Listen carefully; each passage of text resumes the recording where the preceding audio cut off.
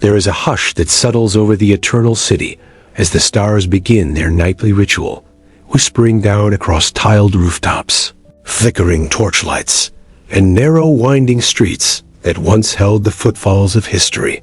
Tonight, we return once again, not to the marble halls of emperors, nor the thunderous arenas echoing with glory, but to a quieter place. A place behind closed doors, behind silks and stone, behind the masks worn in daylight. We go in search of the untold lives, of the women whose names history seldom remembered, and yet who lived, worked, and dreamed beneath the very same Roman sky. Welcome back to Echo and to History for Sleep, a place where stories breathe softly and time slows down, where the distant past becomes a lullaby of memory, not to keep you awake, but to gently carry you across the threshold of rest. Tonight, our journey takes us into a forgotten corner of ancient Rome, not through the grand arches or triumphal parades, but through the narrow alleyways of the Subura, where reality lived in sweat and coin, not marble and myth. You see, history tends to look up, toward the rulers, the writers, the statues that survive. But tonight, we look sideways, and downward, if you will, into the lives of the women who sold not only their bodies, but their silence, their dignity, and sometimes their names.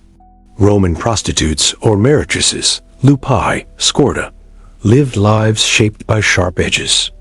Some were born into slavery, others forced by debt, abandonment, or war. A few, though rare, entered by choice, or at least by the limited power of their circumstance. But each, regardless of origin, existed in a world that both needed and denied them, worshipped them in private, shamed them in public. They were ever present, yet rarely seen, essential, yet disposable. But what did their lives really look like? What time did they wake? What did their rooms smell like? Who knocked at their doors, and who didn't? What did they think about, lying on straw after a long day, beneath the weight of men's expectations? What did they wear? What did they dream of? These are the questions we will explore, gently, with care, not with the voyeur's eye, but with the heart of the historian, and the hush of a storyteller. We will not exploit these stories for shock or thrill. There is no need to sensationalize lives that were already full of hardship and contradiction. Instead, we will sit quietly beside them, in the rhythm of their days, the repetition of their labors, the small rituals of comfort they might have carved into their corners of the world. You may hear the footsteps of a magistrate fade down the street, the clink of coin passed through a curtain, the splash of water poured into a basin, the breath of a woman still awake, still waiting. And just as you drift into sleep, her story will continue, because the life of a Roman prostitute was not a single tale, but thousands, overlapping, forgotten, echoing still in stone, in laws, in scratched graffiti left on plaster walls. So close your eyes, if you wish, or keep them half-lidded, as one might while watching torchlight flicker upon a ceiling beam. Let the ancient city rise around you, slowly. Let the dust settle. Let the voices fade in, one at a time. We are not in a hurry. We are merely here to listen. In this journey, we'll begin with her daily life, the morning light filtering through wooden shutters, the smell of oil lamps and baking bread from below. Then we will meet real women who bore names: Cytheris, Glycera, women whose voices reached across time through tombstones, court documents, and scandalous poetry. After that, we'll drift into culture and mystery, the architecture of brothels, the cryptic graffiti, the perfumes and paint, the double edge of worship and shame. We'll close our eyes at the temple's edge, where sacred and profane often collided in the lives of women who walked both worlds. And finally, we will rise back to contrast, to understand how these women reflected Rome's deepest contradictions. We'll hear about the matrone who lived by different rules, and the senators who paid for what they publicly condemned. we'll see how power wore masks, and how truth, like water, always finds its way through cracks in marble. So, here we are again, you and I, and a story that asks not to be judged, but simply witnessed. Let the sounds of the modern world grow quieter. Let the lamps dim. Let the breath of time wash over you like the Tiber's slow current. We begin now, with a soft morning in the Subura, and a woman waking before the city even knows her name. The night never fully rests in Rome, not even in the folds of the Subura. Even before the sky lightens, even before the market cries begin to ripple through the alleys, there is a restless hum that stirs beneath the grime of the city's skin. It does not roar like the grand forums, nor march like the legions. Instead, it murmurs. A low, human rhythm of creaking doors, shifting straw, footsteps soft and hesitant, like ghosts rehearsing their roles before the day truly begins. In one of the many rooms carved from shadow, tucked behind a curtain hung on a rusted hook, a woman slowly opens her eyes. The linen beneath her smells of oil and damp stone. The air is close, slightly sweet from yesterday's perfume, and faintly sour from the vinegar she used to clean the floor. Her body knows the time before her mind does, every joint a ledger of labor, every breath shallow with memory. She lies still for a moment, listening. The Subura speaks in murmurs. From above, someone stirs on a rickety balcony, likely brushing dust from a mat. Below, a mule snorts, iron shoes clicking on worn cobbles. Somewhere far off, or perhaps only a wall away, a child begins to cry, and is hushed by a voice worn thin from repetition. Pots clatter. A whisper of water tumbles down a wooden chute. Life begins not with ceremony, but with habit. Small invisible gestures passed from day to day like breath between cupped hands. Her room is narrow and low-ceilinged, the light entering through a wooden shutter slatted just enough to catch the morning haze. It is neither comfortable nor cruel, simply what it is. A bench, a basin, a stool, a chipped amphora holding a remnant of wine. In one corner, a small niche shelters a crude figurine of Venus, her features rubbed soft by prayer or time. The floor beneath the woman is hard-packed, swept clean but uneven, a patchwork of cracks where moisture gathers and dries again. This is her sanctuary and her cage. It offers shelter from rain, but not from scrutiny. The city knows who lives behind these doors. The price of such rooms is not counted only in coin. As she rises, the linen slips from her shoulders, and she wraps her shawl tightly, not from cold, but instinct. The body, exposed night after night, learns to fold inward in private, to conserve softness for moments when no one is watching. She pours a little water into the basin, dips her fingers, and brushes her face and neck. There is no mirror, but she does not need one. She knows every line. The small scar near her chin from a jealous client. The fading tattoo on her wrist from the days she was still enslaved. Her face is both tool and target, shield and invitation.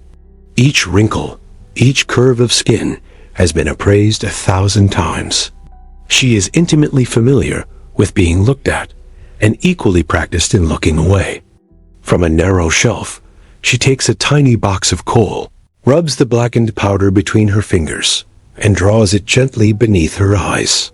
Not because she wants to be beautiful, but because the world expects the illusion.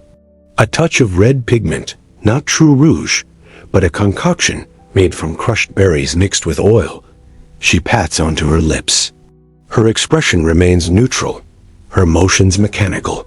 This face is a veil she wears between herself and the city. Outside, the Subura exhales deeper. The voices grow louder now, hoarser. A seller hawks olives in a voice scratched by wine. A magistrate's herald pushes through the street with an air of importance, ignoring the grime beneath his sandals.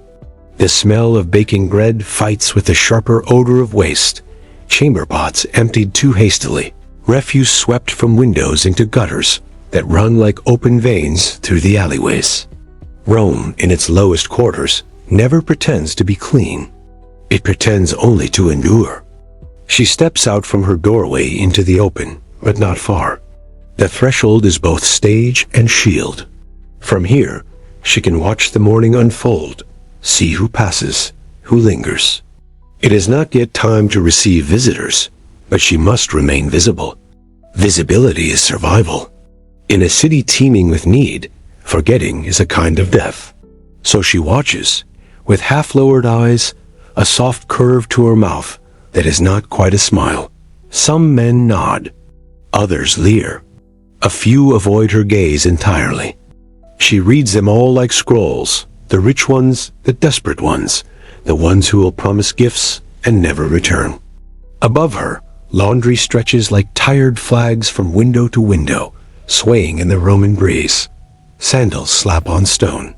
Somewhere nearby, laughter erupts. Too early for joy, she thinks, but welcome all the same. Life in the Subura is always lived in chorus, layered, noisy, irreverent. Its people are brick and breath, molded together by struggle and proximity. A fishmonger sings an obscene rhyme. Two boys wrestle in the dust, their shouts echoing off the walls. She remembers, dimly, the sound of her own laughter once. Before the masks, before the titles men gave her, Lupa, Scordum, Meretrix, she was simply a girl, someone's daughter, perhaps even someone's sister. But the city does not pay for girls. It pays for roles. It pays for performances. And so, she slips back inside to prepare. The small chest beneath her bench creaks as she opens it. Inside, a tunic, faded but clean, stitched with a modest hem. A belt of knotted cord, a pair of worn sandals. No jewelry, that invites theft. No perfume today. She is nearly out. She tucks a coin beneath her heel, just in case, and wraps a ribbon around her arm. Not for beauty, but as a quiet signal, a message to those who know how to read it. In a city of codes and categories, every detail whispers something. She eats a handful of dates, chews slowly. Hunger is common here, but she knows how to portion her strength. There may be no time to eat later. The work does not come in steady hours. It flows in unpredictable tides. Some days bring 3 clients, some none. Some bring the wrong kind, the dangerous kind, the ones who think coin buys cruelty.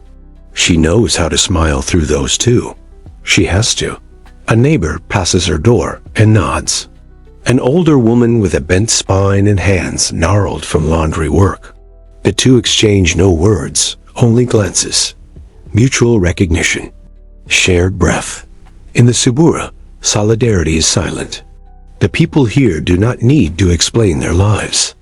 They live them side by side, day after day, linked not by affection, but by endurance. From above, the clang of a bucket echoes as someone lowers it into a communal well. The water splashes, then is drawn up with a grunt. A dog barks and chases a rat across the alley. The morning thickens. Soon the officials will come, and the taxes, and the men in armor whose job is to look without seeing. Soon the heat will rise, turning the air into a shimmering weight that presses against stone and skin alike. She stands in her doorway again, but straighter now. The shawl has been replaced with the tunic. Her hair, gathered into a knot, is pinned carefully. She looks, for all the world, like any other woman. And in a way, she is.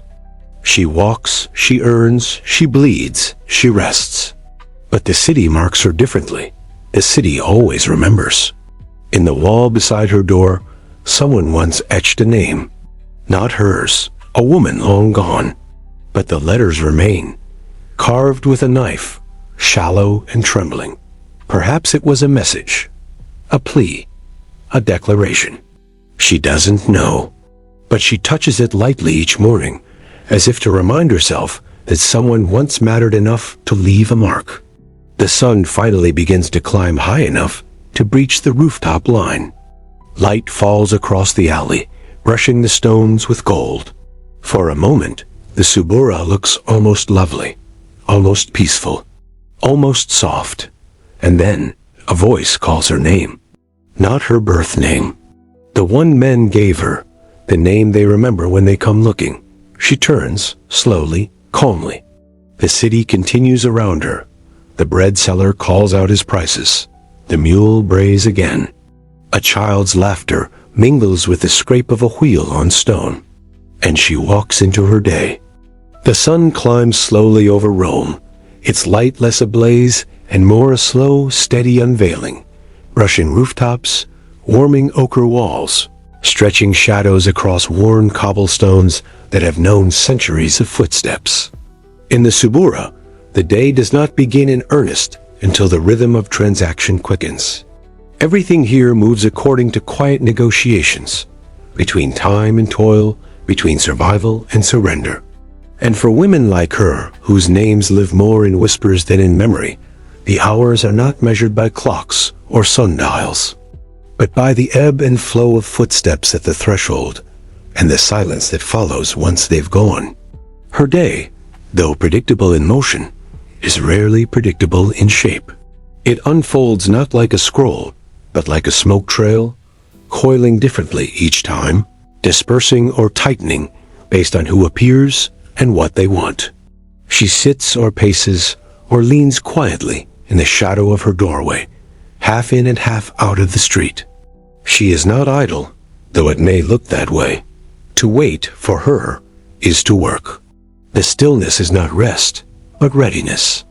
Her posture is casual, but her senses are finely tuned to approaching voices, familiar footsteps, the particular sound of hesitation that suggests inquiry.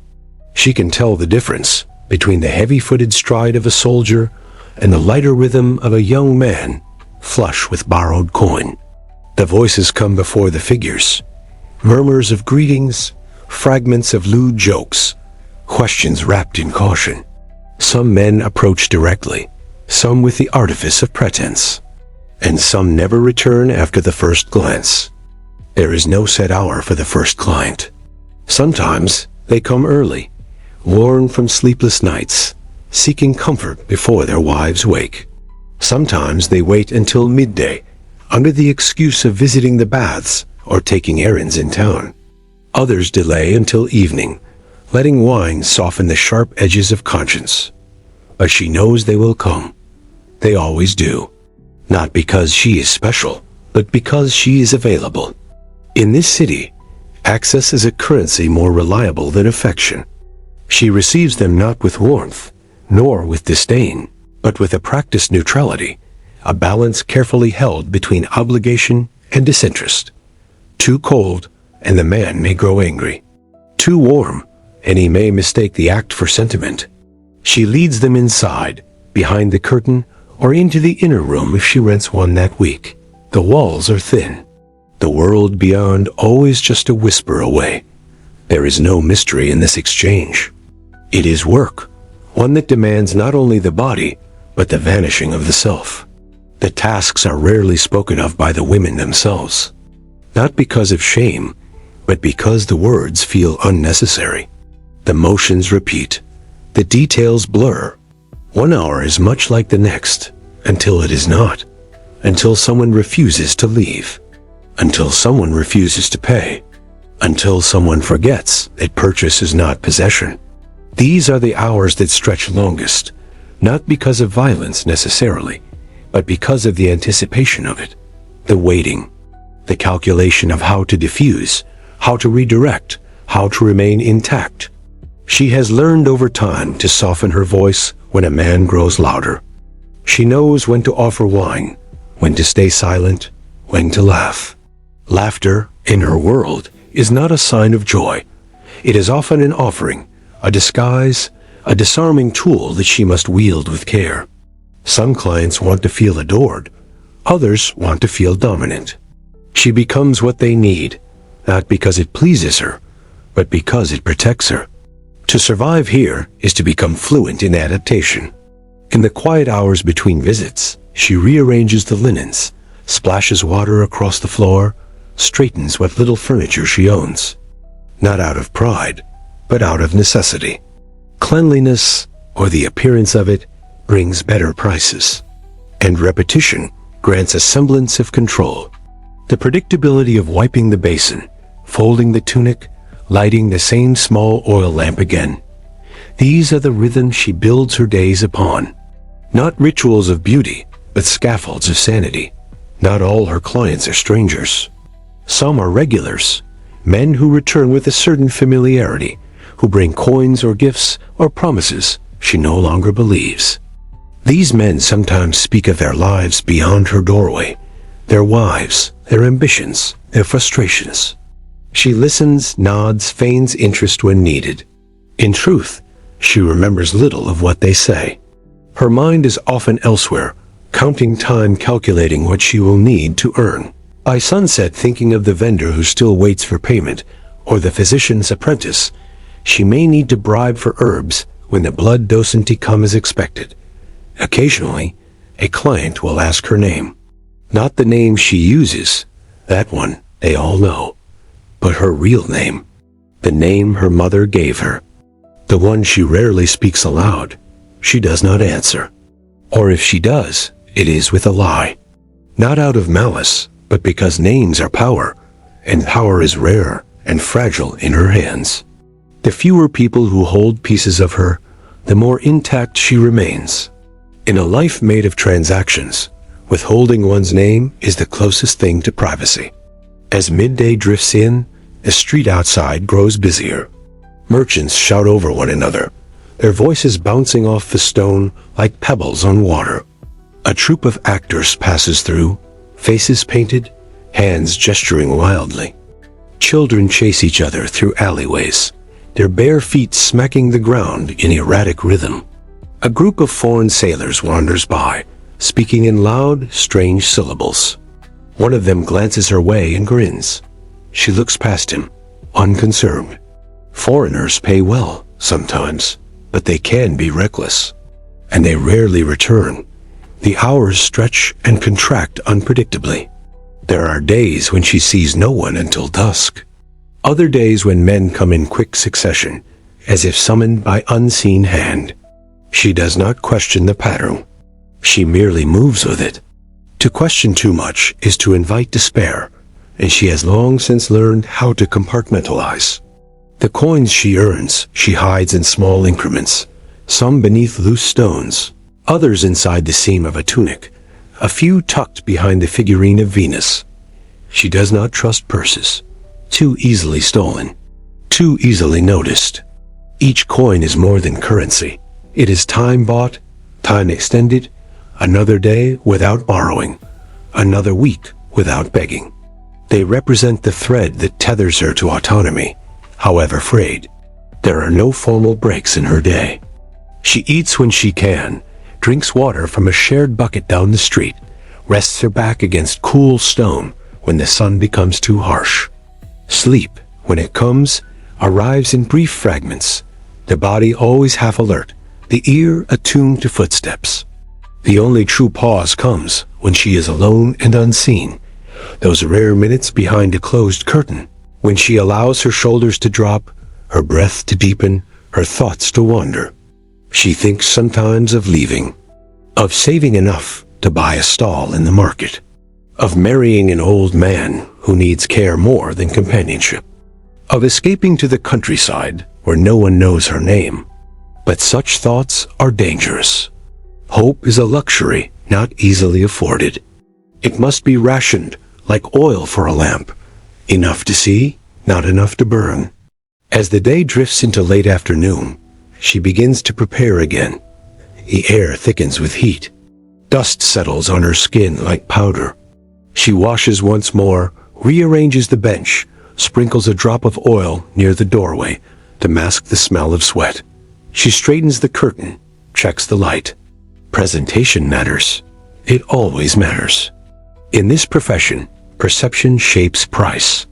Sometimes a man brings food, bread, figs, a bit of cheese.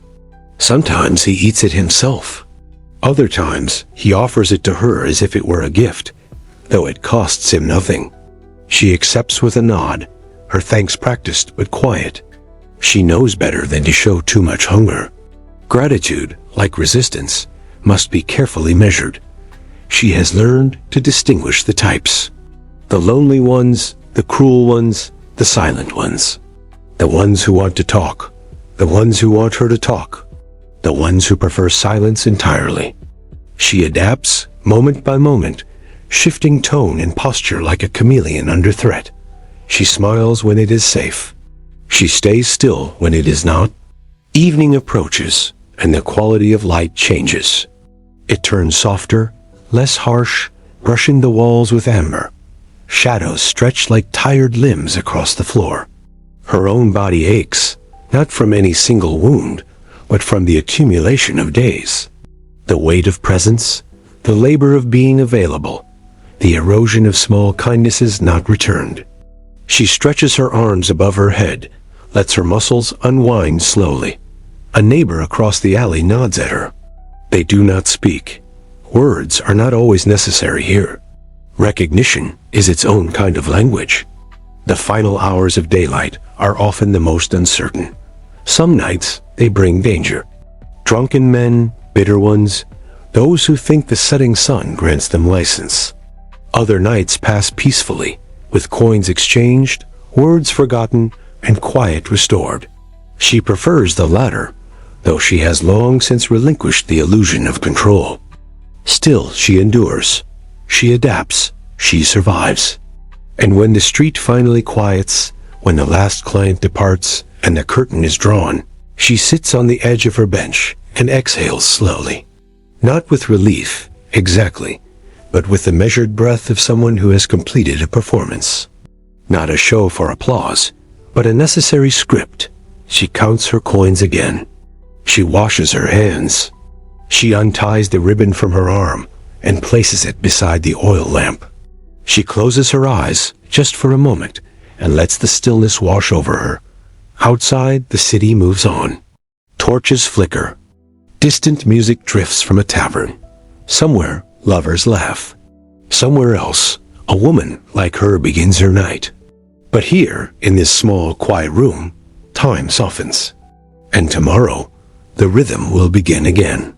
When the lamps begin to burn low, and the stones of the Subura release the day's heat like slow, exhausted sighs, the thoughts that rise in her mind are no longer about men or labor, or even the echo of voices that clung to her curtains. Instead, they drift toward numbers, small ones often, but heavy all the same. Coins and costs, promises and pressures. In the hush that follows labor, what remains is the simple calculation. What she earned, what she spent, what she must risk to remain afloat in a city that rewards spectacle but punishes poverty. For a woman in her position, survival is not a matter of strength or seduction alone. It is a skill, a quiet craft of planning in shadows, every gesture a balancing act, every day a negotiation between what she must give and what she dares keep. The clink of bronze into her palm is never just sound. It's reassurance, it's memory, it's mathematics. She does not count her money by the week, for weeks are luxuries of those with steady wages. She counts by the day, and sometimes by the hour, always adjusting, always preparing. A sestertius handed over by a careless noble is weighed just as carefully as one from a foreign sailor. Some clients pay in full without a word. Others haggle or try to leave early, citing imagined injustices, acting as though the service rendered was owed rather than agreed upon. And so, she's learned to take payment first, not rudely, not with confrontation, but with quiet firmness, the way a market vendor handles fruit or cloth. The trade is not one of affection, she reminds herself. It is contract, spoken or not. But even coin, when it changes hands in her world, carries the scent of uncertainty. What she holds tonight may not suffice by morning. Rent, food, oil, medicine, the bribe for the city guard to look the other way. These are not optional, and they never wait. Every coin has a destination before it even touches her hand. The dream of saving, of escape, of safety, of rest, flickers sometimes, especially in quiet hours. But she has lived long enough to know that dreams without strategy are little more than dangerous illusions. Her earnings vary wildly. Some days, she gathers enough to breathe easier for a moment, enough for fresh bread, a new comb, perhaps a second amphora of wine that isn't watered down. Other days, she scrapes by, watching the sun slide across the sky without a single knock at her curtain. And still, the costs remain unchanged. The room she rents is cheap by city standards, but not forgiving. The landlord does not care if the day was slow. He comes every 8th day like clockwork, face impassive, palm open, eyes scanning not only her coin, but her posture. She knows he gauges desperation like a predator, senses when a tenant is too far behind to protest a rate increase or too ashamed to push back on an unwelcome advance. She does not show fear, not to him, not to anyone if she can help it. There are other expenses, less visible, but just as pressing. The cleaner who helps wash her linens once a week charges extra if the stains are too difficult. The woman who sells herbs for pain or for preventing pregnancy does so at a price that shifts depending on demand and scarcity. And then there is a matter of appearances. In her trade, presentation isn't luxury, it is investment. A new sash, a touch of perfume, a small earring, a coal stick not yet crumbled to dust. These things determine whether a client lingers or passes by. To look cared for is to appear valuable. And value, in this economy of bodies, can mean the difference between enough and not enough. She is careful with her spending, though the margins are narrow.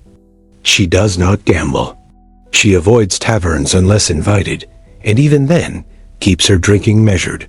Her laughter just loud enough to please, but not attract unwanted attention. When she buys food, she chooses vendors she trusts, ones who won't cheat her weights or water her wine. These small alliances, often sealed by shared nods or quiet transactions in the early morning, help her navigate the city's undercurrents. No law protects her here. Only relationships, built one coin, one favor at a time. There are moments, rare but persistent, when trouble circles closer. A man grows angry when denied credit. A city guard demands a portion of her earnings for protection that never arrives. A jealous neighbor spreads whispers. In these moments, she leans on what little leverage she has: knowledge, discretion, the names of men whose reputations might bruise if her voice found the right ears. She does not use these cards often, but they are there, tucked beneath the surface, reminders that power in Rome is not always declared with armor and banners. Sometimes it rests quietly in the mouths of the unseen. She has known other women who were not so careful, ones who trusted the wrong man to hold their coin, ones who spent too much too quickly, ones who refused to pay their fees to the local gangs that patrolled the alleys. Their stories do not end gently. Some are evicted, their belongings thrown into the street like refuse. Others are hurt, vanished, or left too broken to work. These tales are told quietly, in shared glances and whispered warnings. She listens, not out of fear, but respect. Survival, she knows, is not strength alone. It is learning from others' endings before they become her own. And yet, amid the constant calculation, she carves out moments of control, small victories that remind her she is not entirely owned by her circumstances. A hidden stash beneath a floor tile, where a few extra denarii rest untouched, saved for an emergency. A brief exchange with a fellow worker in which they trade information, which clients to avoid, which guards are looking the other way this month. A cup of wine drunk slowly, not in company, but in solitude, on a quiet night when no one knocks. These are her anchors, not grand, not romantic, but real. They tether her to herself. She often thinks in patterns. Not days, but cycles. A slow season, a surge of business during a festival, the lean weeks before tax season. She remembers when the ludi, the public games, filled the streets with foreign men and soldiers, and how business swelled like the Tiber in spring. She remembers winters when sickness kept men indoors and hunger gnawed at every corner. Her plans shift accordingly, her choices bending with the wind. She does not fight the current. She learns to float. Her understanding of the city is intimate. Not the Rome of poets or senators, but the Rome of vendors, of midwives, of women who keep secrets and hold their families together with threadbare fingers. She sees it all from her threshold. Who rises, who falls, who is paid, who is punished, and she learns. Each observation adds a layer to her strategy. Each loss sharpens her awareness. There is no handbook for her life, only instinct and memory, and the quiet voice inside that says, "Not this time. Not like her." There are nights when she dreams of something different. A quiet stall in the market, selling bread or spices. A room with a door that locks. A life where every visitor is welcome and not weighed. These dreams come and go, like fog drifting across the 7 hills, soft, almost invisible, but present all the same. She lets herself feel them sometimes, especially after a good day, but she never lets them root too deeply. Hope, like wine, must be consumed in moderation. And still, through it all, she continues. She wakes, she earns, she spends, she survives. There is no end to it, not yet, but she does not seek an ending. Only another day. Another chance to hold the scales in balance for just a little longer. The Subura never sleeps entirely, and neither does she. Even in slumber, some part of her remains attuned to creaking steps, to raised voices, to the subtle sounds that signal a shift in safety. She rests not for pleasure, but preservation. Her dreams are not always kind, but they are hers. And when morning comes, and the city stirs once more, she will rise again. Not with joy, not with dread, but with purpose.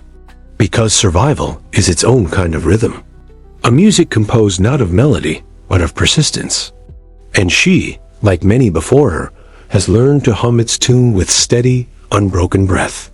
When the last streaks of sun withdraw behind the hills and the alleys of the Subura, dim into a world lit only by flickering torches, low lamps, and the silver breath of moonlight, Rome seems to breathe differently.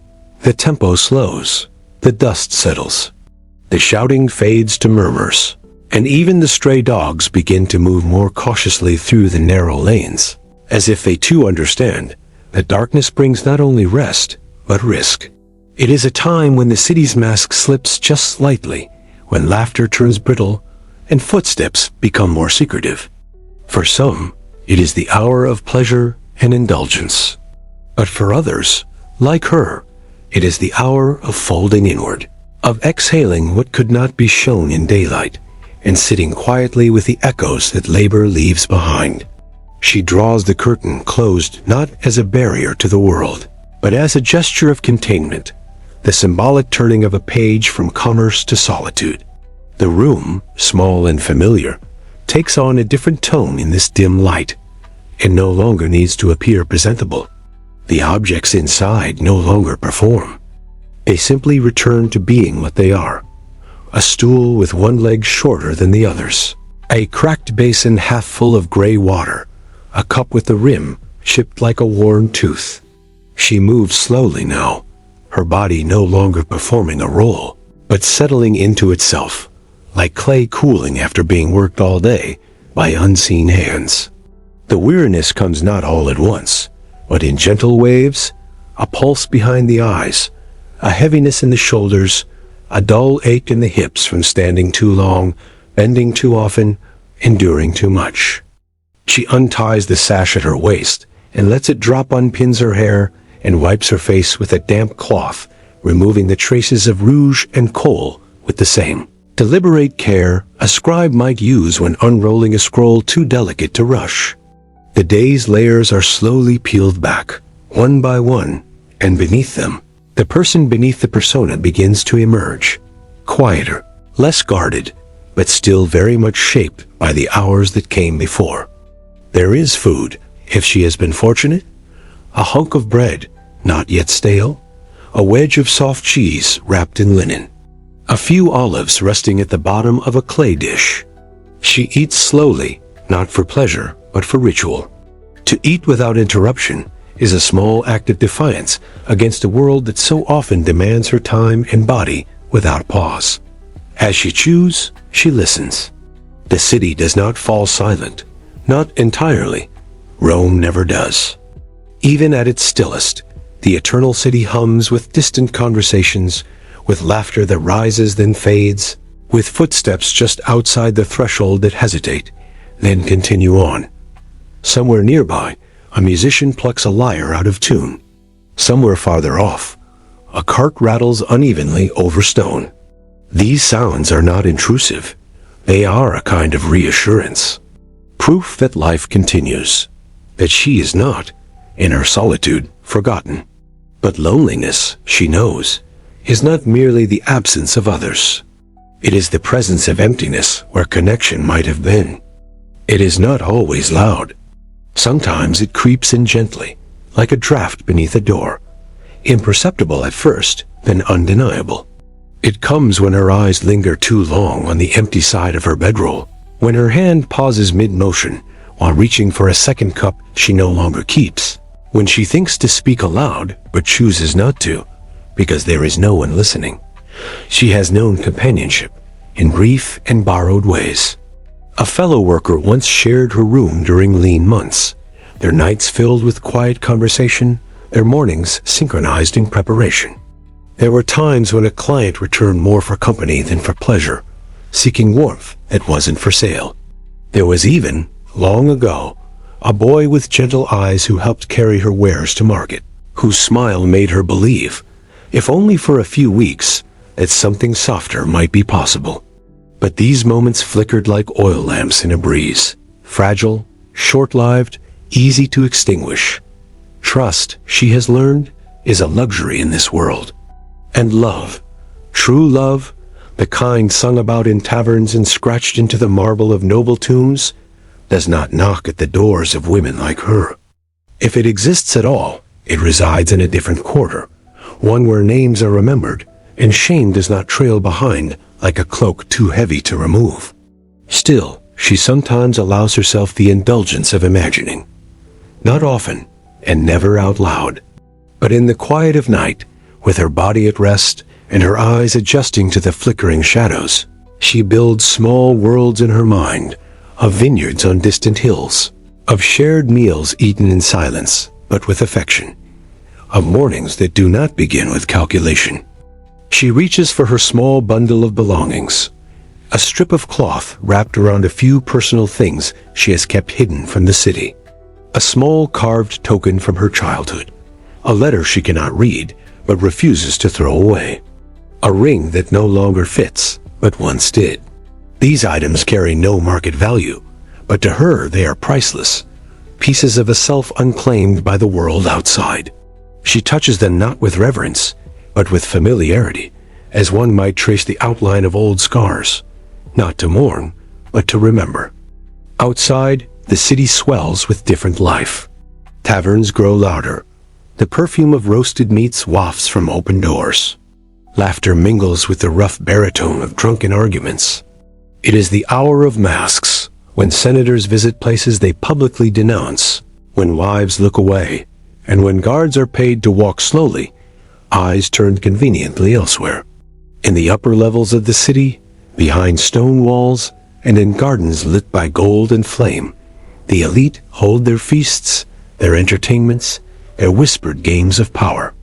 She will never be invited to those. She may serve them, be summoned by them, but she will never belong in them. Still, she is not envious, at least not often. The higher echelons come with their own cages, gilded, yes, but cages nonetheless. She has heard stories of patrician wives unable to leave their homes without male escort, of noblewomen who cannot speak freely, who must bow even when wronged. Respectability, she understands, is another form of invisibility. And while her life is exposed and harsh and judged, it is also, in its narrow way, her own. She stretches out on her bedroll, pulling a thin blanket over her legs. The stone beneath is cool, and she shifts to find the position that least reminds her of its hardness. Her eyes drift upward, tracing the beam above, the way the light from her lamp dances along it. The shadows make shapes that shift and blur, never quite settling. It soothes her, watching them. The movement without purpose, the flicker without demand. She does not pray, not often, and never aloud. But sometimes she whispers to the figurine of Venus in her corner. Not for love, but for safety, for another day, for strength enough to keep going.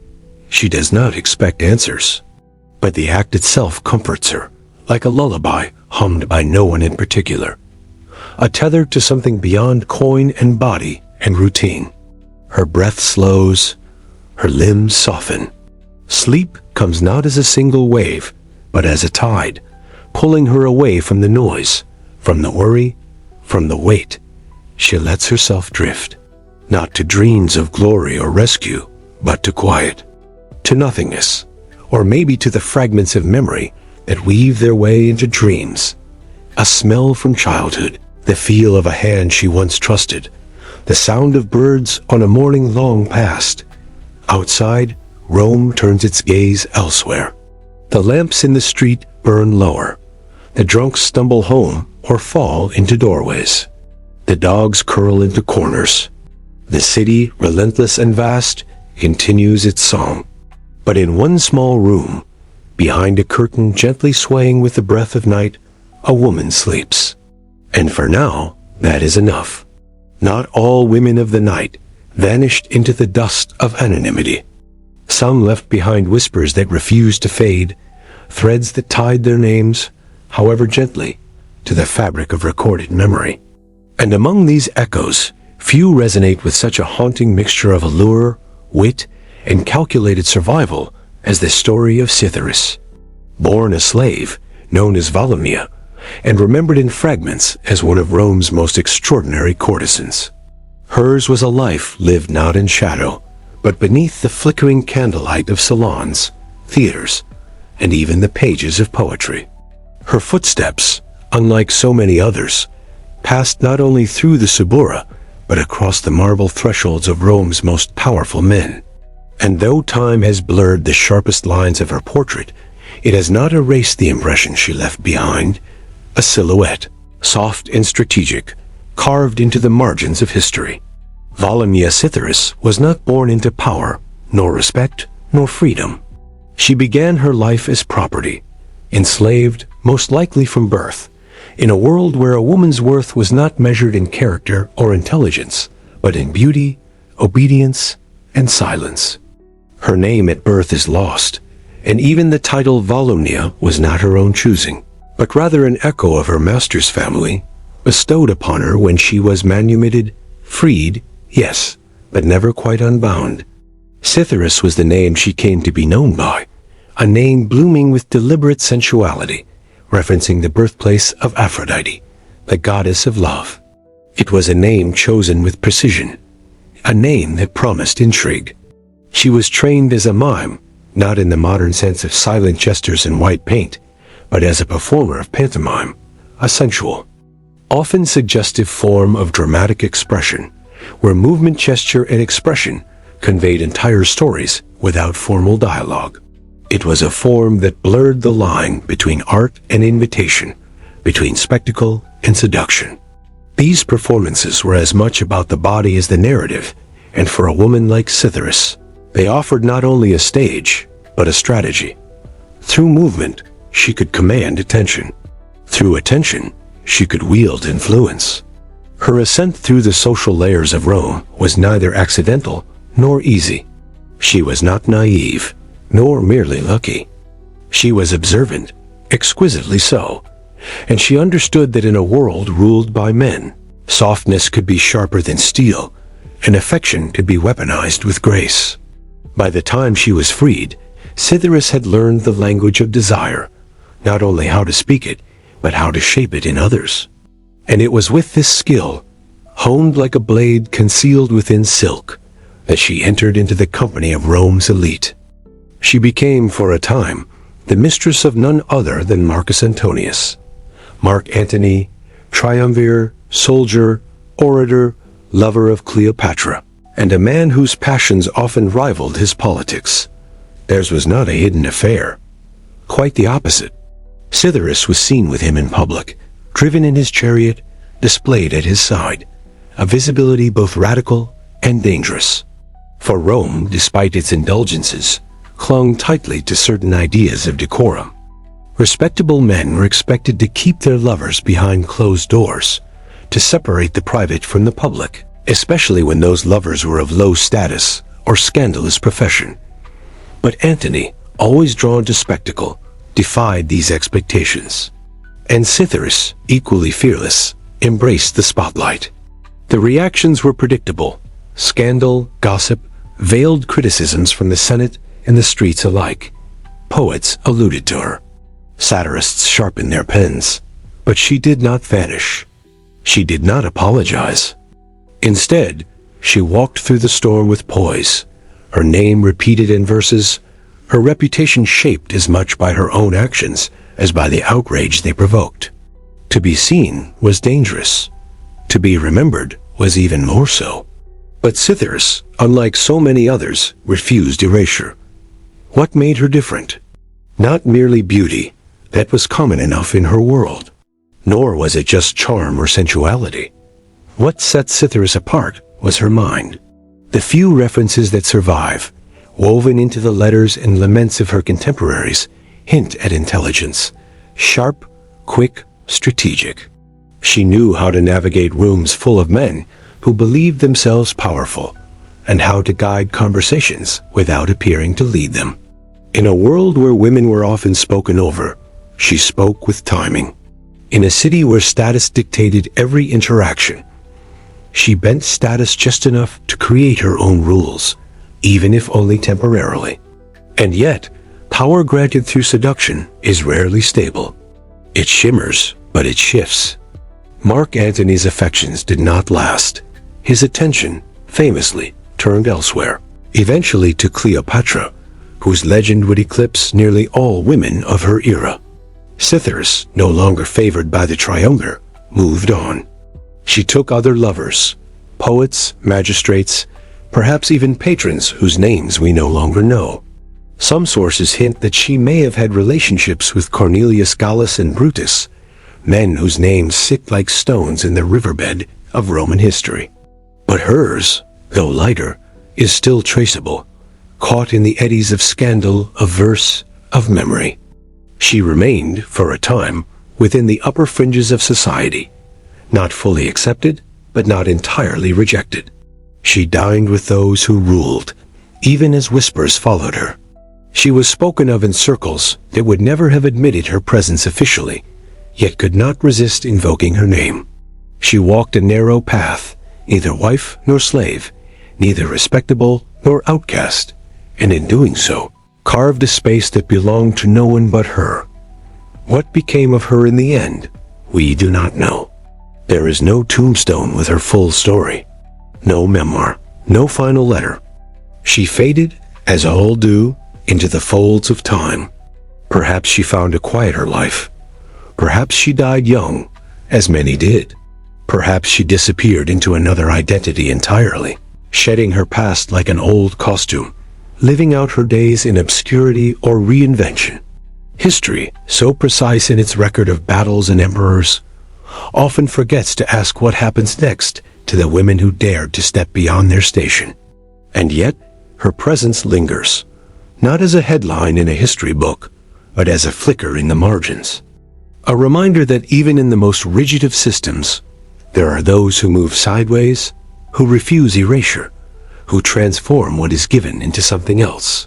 Cytheris did not conquer armies or build monuments, but she disrupted the expected. She demanded to be seen. She challenged the idea that a courtesan could not be influential, that a freedwoman could not share a chariot with a ruler, that memory belonged only to the noble. Her life was not free of compromise. She navigated a world that valued her body over her mind, her presence over her voice. She endured slander, objectification, dismissal. But she also chose, again and again, to rise, to remain visible, to control, however briefly, her own narrative. And in that, she offers a lesson still relevant now, not in seduction nor scandal, but in resilience.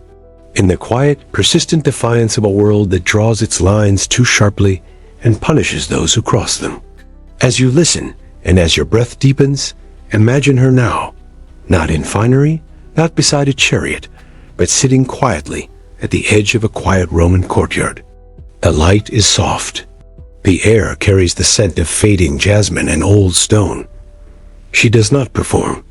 She does not smile. She simply is, a woman whose story did not end when others wished it would. A woman who, through wit and will, carved her initials into the wet clay of memory and let time fire them into permanence. The eternal city moves on, as it always does. But some footsteps, however light, are never truly erased.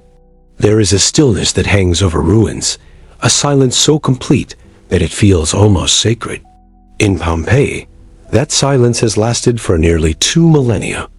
Yet if you listen, not with your ears, but with your attention, there is something beneath the quiet, a breath, a whisper, a residue of lives interrupted, but not entirely erased. The ash preserved more than buildings. It preserved traces of humanity, laughter, labor, longing, cruelty. It preserved stories that were never meant to last. Among them, in the stone corridors of the Lupanar, or brothel, we find the faint outlines of those who were seldom given names. Girls mostly, and young women. Slaves, prostitutes, property. The ones who lived behind the painted doors and lay on the stone beds carved into walls. They are not statues in marble, or figures in myth. They are shadows, but shadows cast by real bodies once warm with breath. The Lupanar of Pompeii sits along a narrow street, its entrance unremarkable, easy to pass by unless one knows what to look for. From the outside, it does not announce itself with grandeur. There are no towering columns, no grand inscriptions. But just beyond its threshold, a different world unfolds. 5 rooms, each with a small masonry bed, worn smooth by the passage of time and use. The walls are adorned with frescoes, not of gods or triumphs, but of acts. Scenes of sexuality painted with an artist's flourish, framing the space with a strange mixture of invitation and expectation. These images were not art for art's sake. They were advertisements, suggestions, instructions. A performance preserved in pigment. It is here, in these quiet chambers, that the lives of Pompeii's enslaved prostitutes unfolded, day after day, hour by hour, transaction by transaction. We do not know their names. Or rather, we do, but only in fragments. In the graffiti scratched into the walls by those who used them, watched them, remembered them in passing. Names like Fortunata, Myrtis, Sabina, etched casually, sometimes mockingly, into plaster. Were these their true names, or names given to them for convenience, for branding, for ownership? We cannot be certain. But each mark, however crude, reminds us that someone was here. Someone lay on that stone slab, looked at that wall, heard footsteps echo through that same corridor. They were not free. Not in body, nor in will. These girls were likely taken from conquered lands, Greek, Syrian, Egyptian, perhaps Gallic, sold in markets, selected for their youth, their appearance, their perceived exoticism, stripped not only of freedom but of future.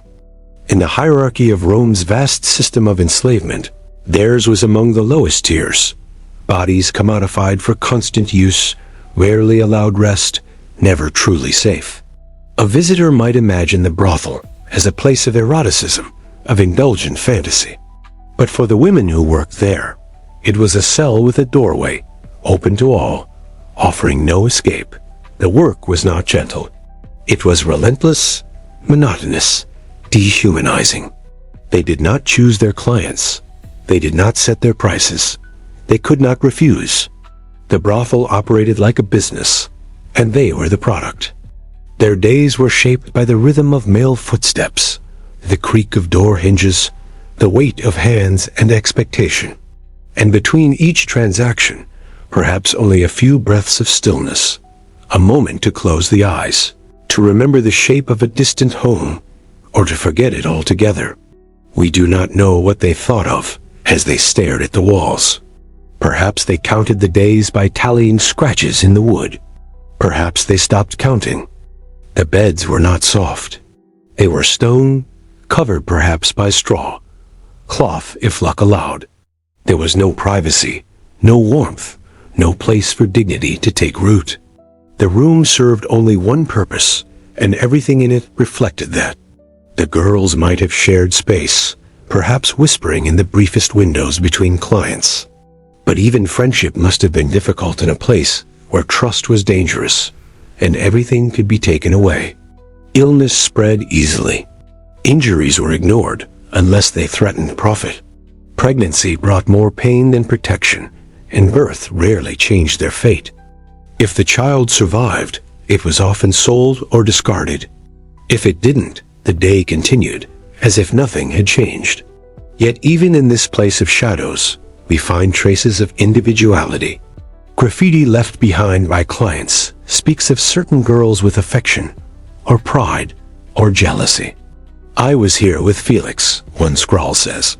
Another boasts of the beauty of Myrtus, best in the city. These may seem like casual phrases, but they tell us that these women were not faceless. To those who paid for them, they carried identity, even if shaped by desire rather than truth.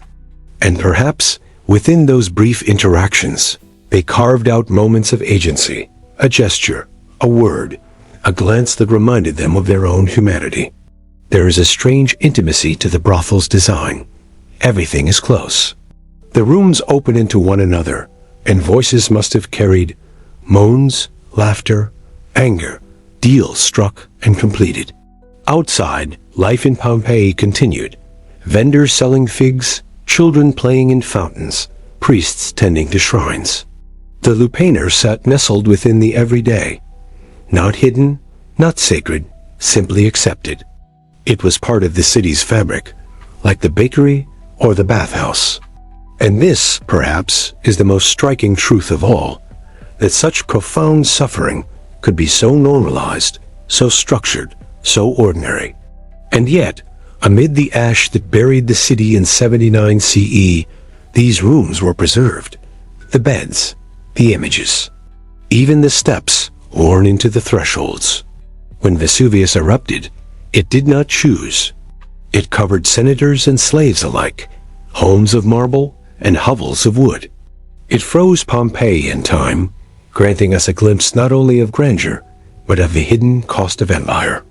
It gave us the silence necessary to hear the lives we might otherwise overlook. Today, visitors walk through these rooms with hushed voices and curious eyes. They take photos, point at the frescoes, wonder aloud at the strangeness of it all. Some laugh uncomfortably, some fall silent, but the walls do not speak. They merely endure.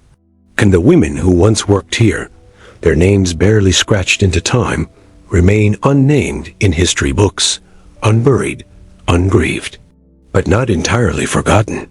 For when we speak of them, even gently, even without knowing the full shape of their stories, we bring them back into the light. Not as victims frozen in ash, but as girls who once lived, who once endured, who once looked out into the Roman morning and wondered if the day would ever be different. They may not have had the power of Cytheris, nor the luxury of recognition, but their stories matter no less, because they show us what the empire truly was. Not just marble and might, but flesh and labor. Not only glory, but grief. And perhaps, as you listen, you can imagine one of them now, sitting in the quiet moment between clients, her back against the cool wall, her fingers tracing a groove in the stone. Her eyes are tired, but open, her breath steady. She is not a legend. She is not a myth. She is simply real. And real, in the end, is enough. the earth remembers what the world tries to forget. Long after the voices fall silent and the crowds disperse, it is the soil that holds the last whisper. The dust that clings to stone, the roots that grow around shattered pottery, the fragments of bone beneath centuries of footsteps, all these things bear witness, quietly, patiently. In the cemeteries that rim the ancient roads of Rome, there are graves that belong to merchants and soldiers, to matrons and children, to freedmen and to slaves. Some are grand, their inscriptions proud and commanding. Others are small, unadorned, easily passed by. But a few, just a few, bear names and messages that slip gently through time and catch our attention, not with splendor, but with stillness. They are the graves of women who lived not as citizens or wives, but as prostitutes, women whose lives were defined by transactions, but whose deaths offered a moment of quiet dignity. And through the chiseled letters left behind, they speak, softly and slowly, from beneath the dirt. It is a curious truth that even in death, these women were often denied the fullness of identity. Some are buried without markers, their names lost entirely. Others are memorialized not by family, but by lovers, clients, or fellow workers. And yet, when a tombstone survives, when a name and a few words are preserved in Latin, carved by hands long gone, the silence breaks, if only for a moment. We find in these inscriptions glimpses of humanity that history so often overlooks. There is no grandeur in these stones, no boasts of lineage or triumph. Only fragments, a name, a role, a relationship, and within those fragments, a hint of the life that once stirred beneath skin. One such woman was Claudia Helpus, whose epitaph tells us little and yet suggests so much. She was a freedwoman once enslaved, and though the stone that bears her name is weathered, it preserves the fact that she was loved, perhaps by another freedman, or perhaps by a client who felt more than he could ever say aloud in life. It is not the words themselves that draw us in, but the fact of the words, the deliberate act of remembering her, of offering her a resting place with inscription rather than anonymity. In a society that rarely honored women of her station, such a gesture was profound. Elsewhere, we find the grave of a woman named Glycera, who lived and died in Puteoli, the bustling port city near Naples. Her tombstone, modest in size, notes her name and age. She died young. That detail alone rests heavily in the mind. There are no poetic flourishes, no sweeping tributes. But someone carved those letters. Someone stood above that stone, held a chisel, and decided that her name should remain. Perhaps it was a friend. Perhaps a fellow worker. Perhaps a man who had, for a brief moment, seen in her something more than a body for sale. What these tombstones reveal is not wealth nor fame, but presence. They remind us that these women, the Helpus and the Glycera, and the many whose names are eroded beyond reading, lived lives that mattered to someone.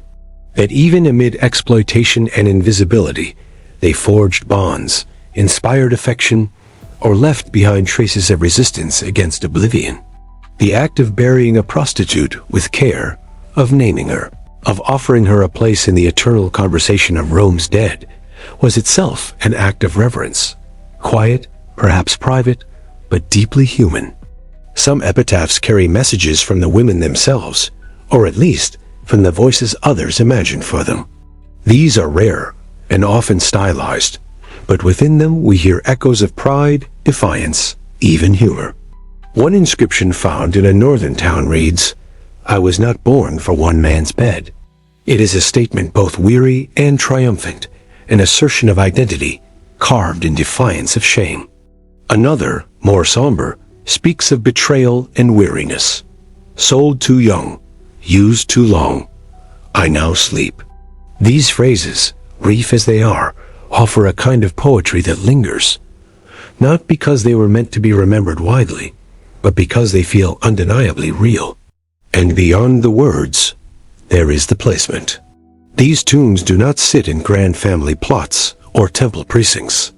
They lie along the roads, outside the city gates, among the common and the forgotten. But even here, location has meaning. Roman law dictated that burials occur beyond the city walls, and so in death, the social order loosened its grip. Senators and slaves, traders and entertainers, all were placed along the same long roads where the living might pass and remember, or at least notice. To be buried with a marker, with a name, with even the simplest sentiment, was to push back against the vast tide of forgetfulness that claimed most of the poor.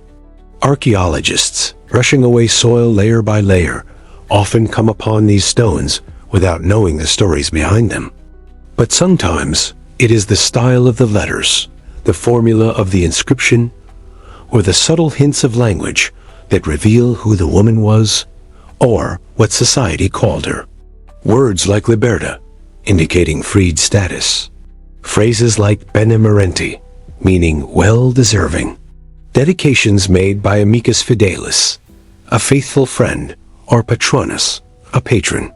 Each of these hints at relationships, at arrangements, at emotional dynamics that official records rarely preserve. It is difficult, of course, to draw clear portraits from such meager materials. The stones do not tell us what the women felt, whether they believed they had lived good lives, whether they hoped for more, or simply endured what came. They do not tell us what they feared in the dark, what they longed for in the quiet. But they tell us this, that they were here, that someone buried them, that someone, in the end, refused to let them vanish without a trace. And so, as the wind moves through the fields where these cemeteries now lie, or where modern cities have since grown, we might imagine the sound as a kind of lullaby. Not mourning, exactly, but remembrance. A breath across the grass that says, you mattered, not to all, not to many, but to someone. And perhaps that is enough. Because what these tombstones offer is not history in its traditional sense, not the grand sweep of empire or the dates of conquests, but a quieter kind of memory, the memory of the forgotten, the weight of the uncelebrated, and in that, a kind of justice, not loud, not complete, but present. So let us pause here, at the side of a weathered stone. The letters are faint, the name is half lost, but the fact of it remains. She lived, she was named, and through the dirt, she speaks still. There are rooms in ancient Rome where no voices remain. No names, no letters, no traces sharp enough to hold on to. Rooms where the stone has forgotten who once slept upon it, and the dust settles without resistance. The Lupanar, that narrow, breath-warmed brothel nestled within the winding streets of Pompeii, is one such place.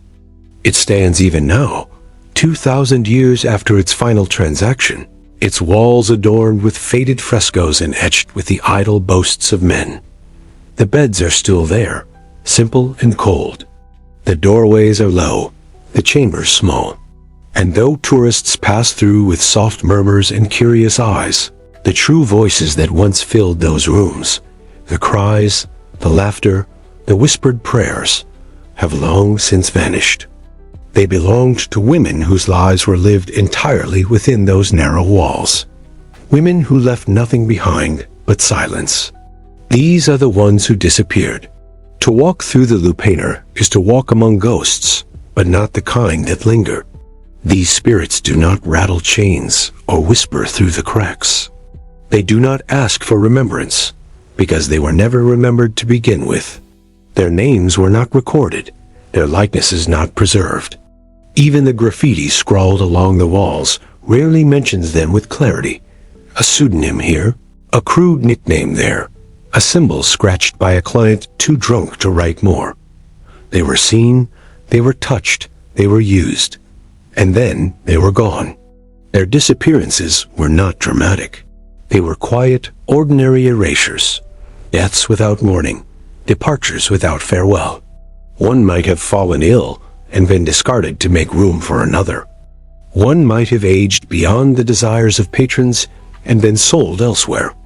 Another might have taken her own life in a moment when the walls pressed too closely, when the air refused to shift, when the future offered no doors. and some simply faded into other names, other rooms, other lives that we will never find.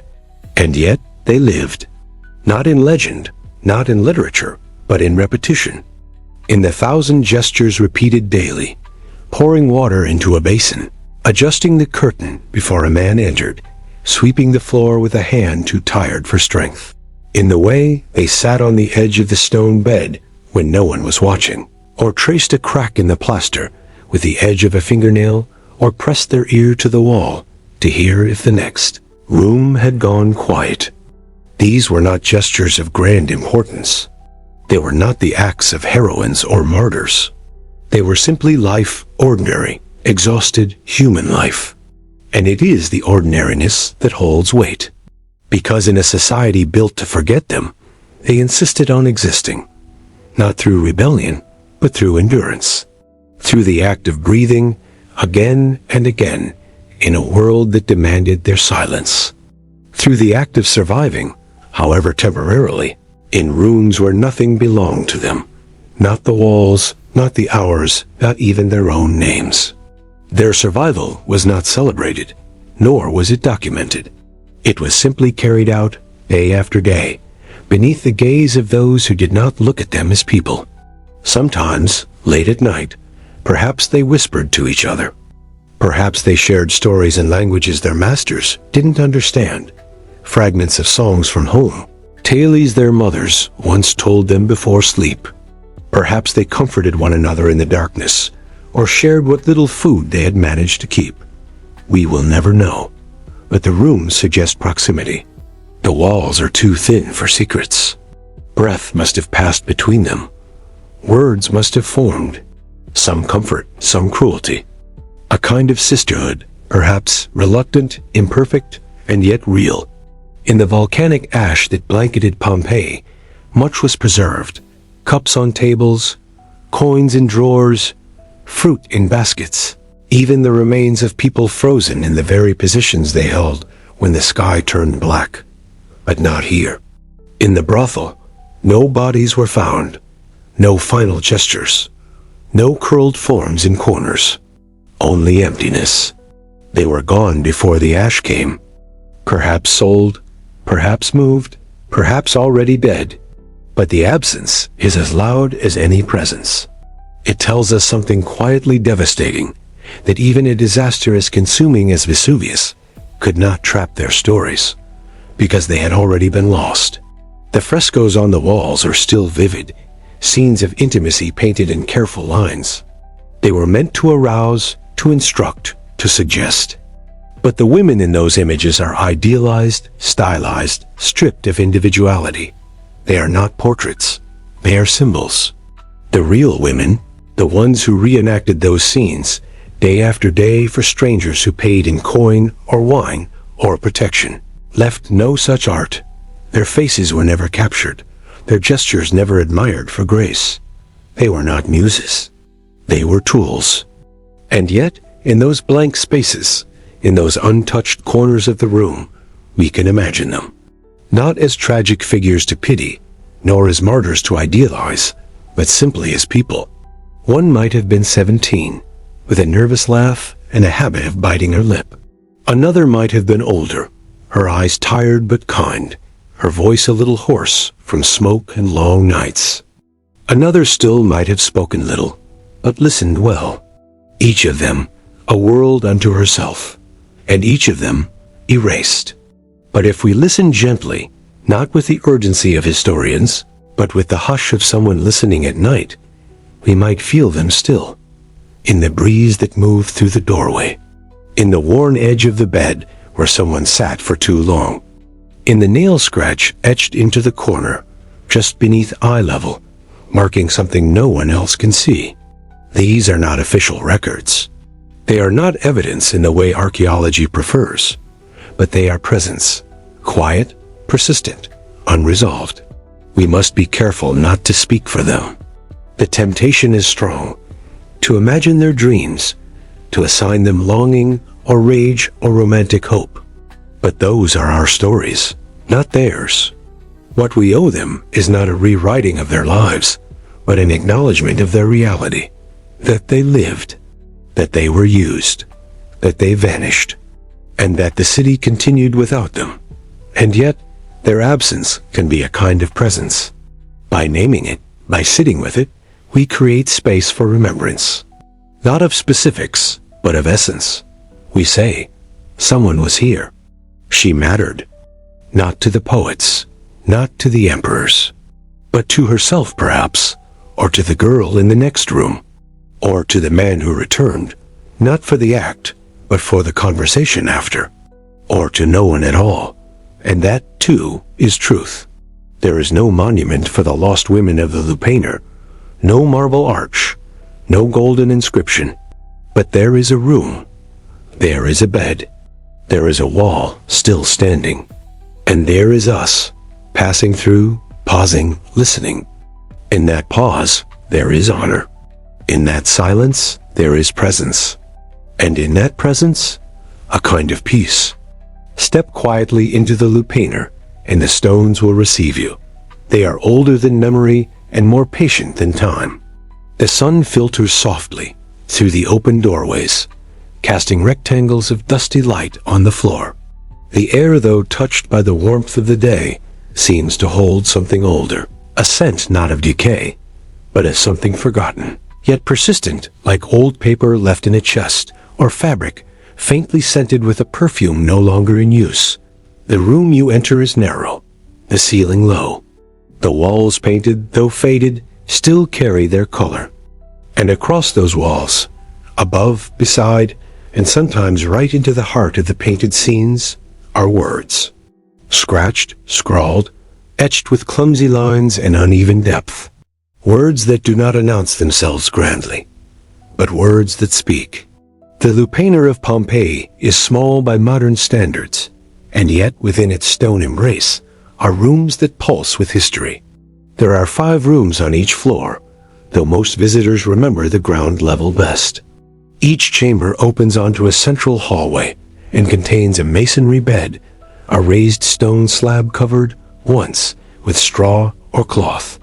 These beds are still there, mute and unyielding.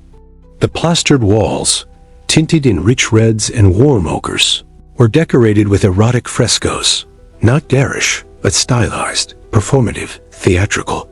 Each painting a suggestion, a promise, perhaps even a catalog for the visitor who needed guidance or inspiration.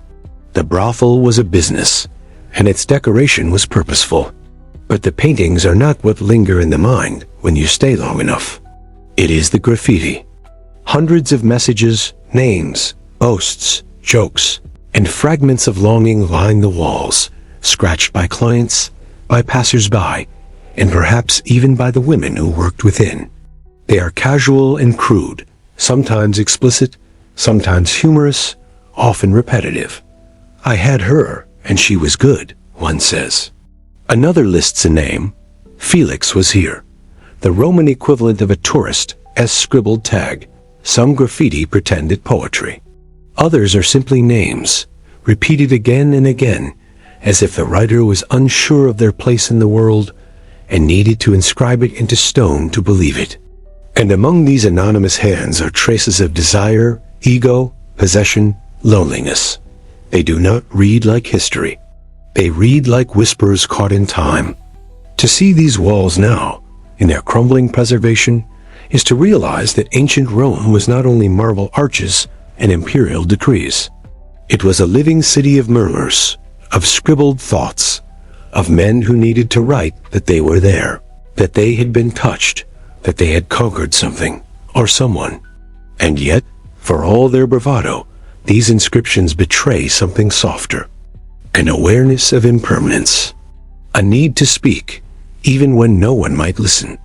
The act of graffiti is, at its core, an act of vulnerability disguised as assertion.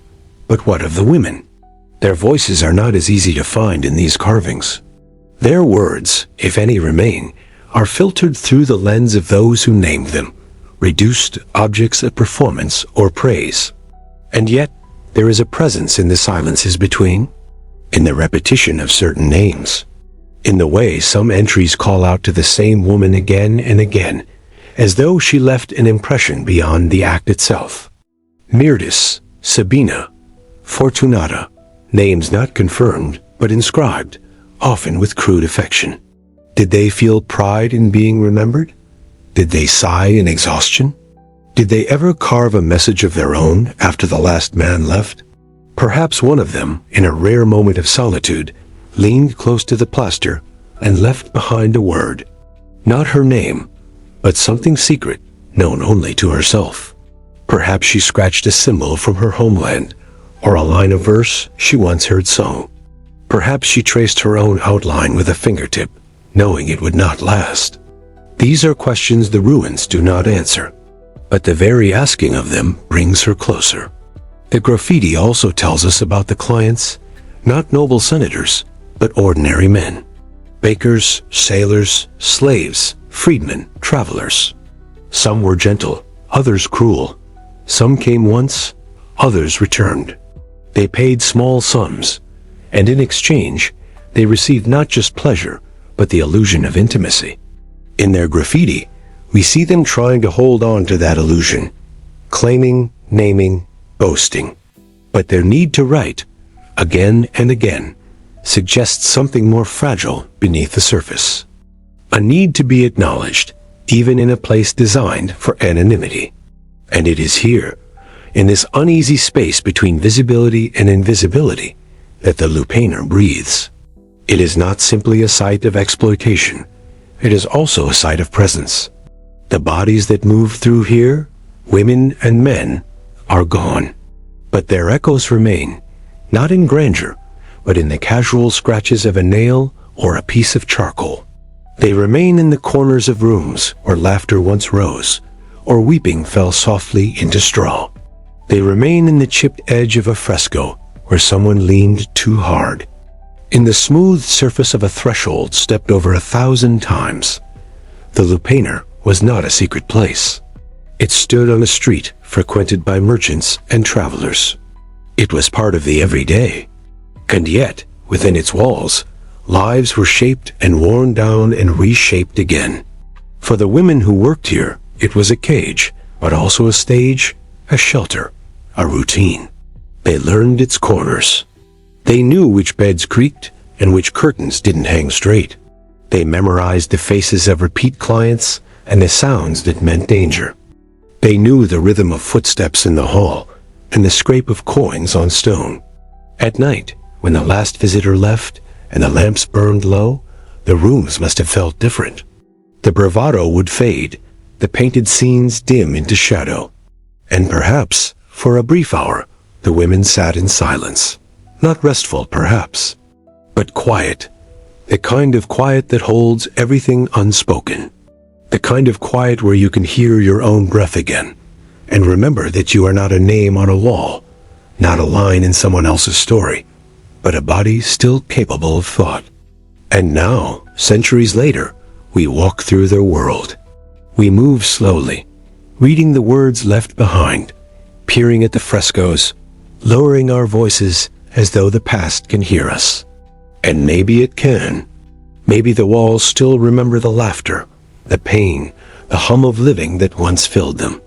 Maybe the graffiti, for all its crude humor, is a bridge between then and now, a reminder that even those on the margins leave marks. That memory, even when accidental, is a form of presence. So let us linger here, just a little longer. Let us look not only at what was carved, but at what remains unspoken. Let us imagine not the act, but the after, the slow breath, the folded arms, the leaning against the wall when the curtain is finally drawn. Let us think not of what was taken, but of what was endured, and in that endurance, a kind of defiance. Not loud, not heroic, but steady, because in the end, that is what the Lupanar gives us. Not closure, not clarity, but continuity. The echo of footsteps, the curve of painted limbs, the scratch of a name, now barely legible, and within all of it, a whisper that says, someone was here, someone lived this, someone remembers. The law in Rome was not merely words written on stone or scroll. It was a living structure that pressed upon the backs of all who moved beneath it. It was etched into the arches of public buildings, whispered in courtrooms, debated in forums, and yet for many, it was less a promise than a shadow, looming, shifting, inconsistently applied. It gave shape to the empire's public morality, and at times, its private hypocrisy. And nowhere was this more evident than in the place where law tried to speak about love, desire, and shame, a realm of bodies and intentions, of roles played and names erased. For the women who worked in Rome's brothels, especially those marked as meretresses, registered prostitutes, the law was both presence and absence. It was something that could define them without protecting them, restrict them without recognizing their humanity. And so we turn now, with slow breath and steady pace, to the legal fog that surrounded them, to the Lex Julia, and to the silences that mattered just as much as the words. The Lex Julia de Adulterius Coercendus, the Julian law on the control of adultery, was passed under Augustus in the 1st century BCE, during the dawn of the empire. On paper, it was part of a broader effort to reform public morals, to reinforce the ideals of Roman virtue and family structure. It sought to reward chastity, punish infidelity, and elevate the sanctity of marriage, or at least the appearance of it.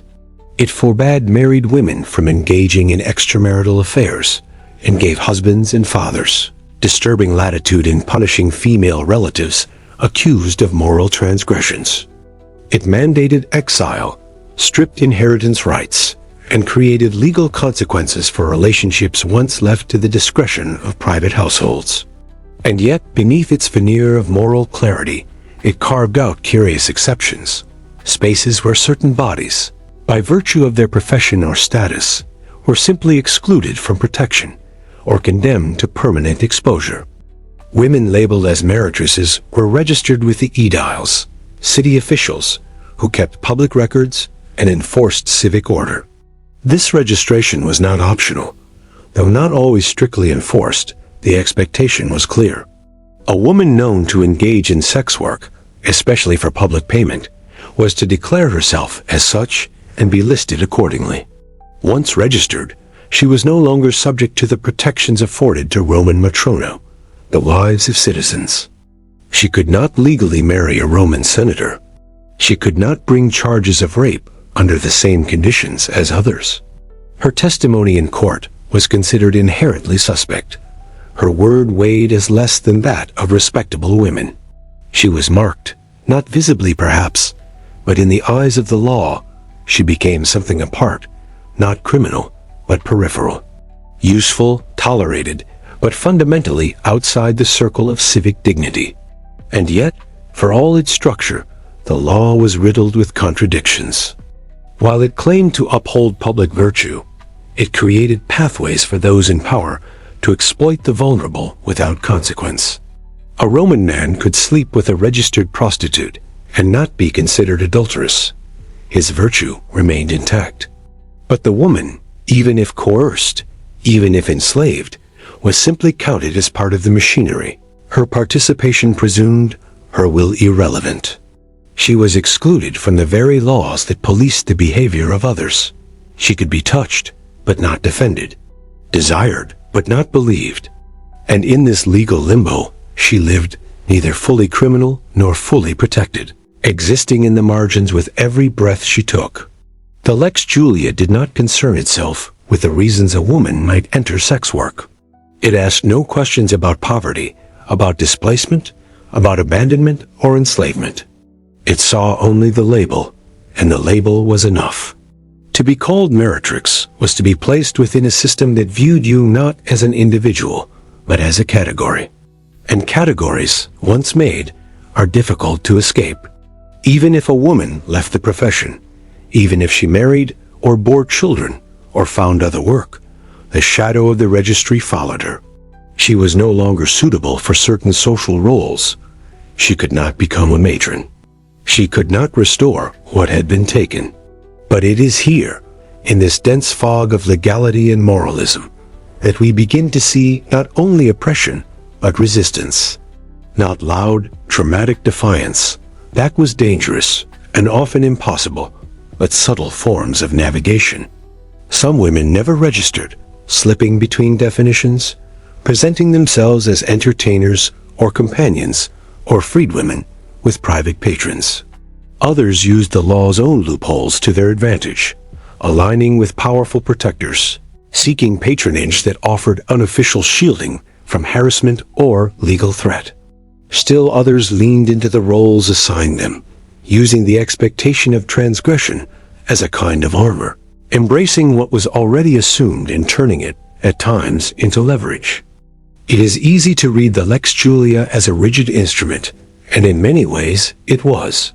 But Roman law was also shaped in the practice of its enforcement. A law could exist on paper and be ignored in practice. It could be interpreted differently by different magistrates. It could be wielded as a tool of punishment in one case and left dormant in another. For the women caught in its net, this inconsistency was both danger and opportunity. One's fate depended not only on the letter of the law, but on the mood of a magistrate, the influence of a client, the whispers passed through a household. Justice, as ever, was not blind. It looked carefully at the status of the speaker, and too often turned its gaze away from the one harmed. And still, despite this, women endured. The prostitutes of Rome did not gather in protest or write manifestos, but they survived. They managed their own lives within the tight grip of these laws. They made arrangements. They built relationships. They learned where not to walk, whom not to offend, which officials could be bribed, and which ones could not. They watched the city closely, because to live in legal limbo meant always watching, always listening, always adjusting.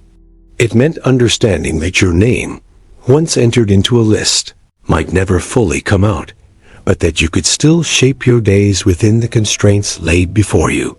We might wonder, as we sit now in the hush of distance, what it meant to internalize such laws. To know that one's own voice carried less weight in court. To be considered an unsuitable wife by law, even if love found you. To know that your choices, however small or constrained, might be used against you by a system that already assumed your guilt. Did it breed numbness? Did it harden resolve? Or did it create, in some, a quiet ache that never quite left? Perhaps it was all of these.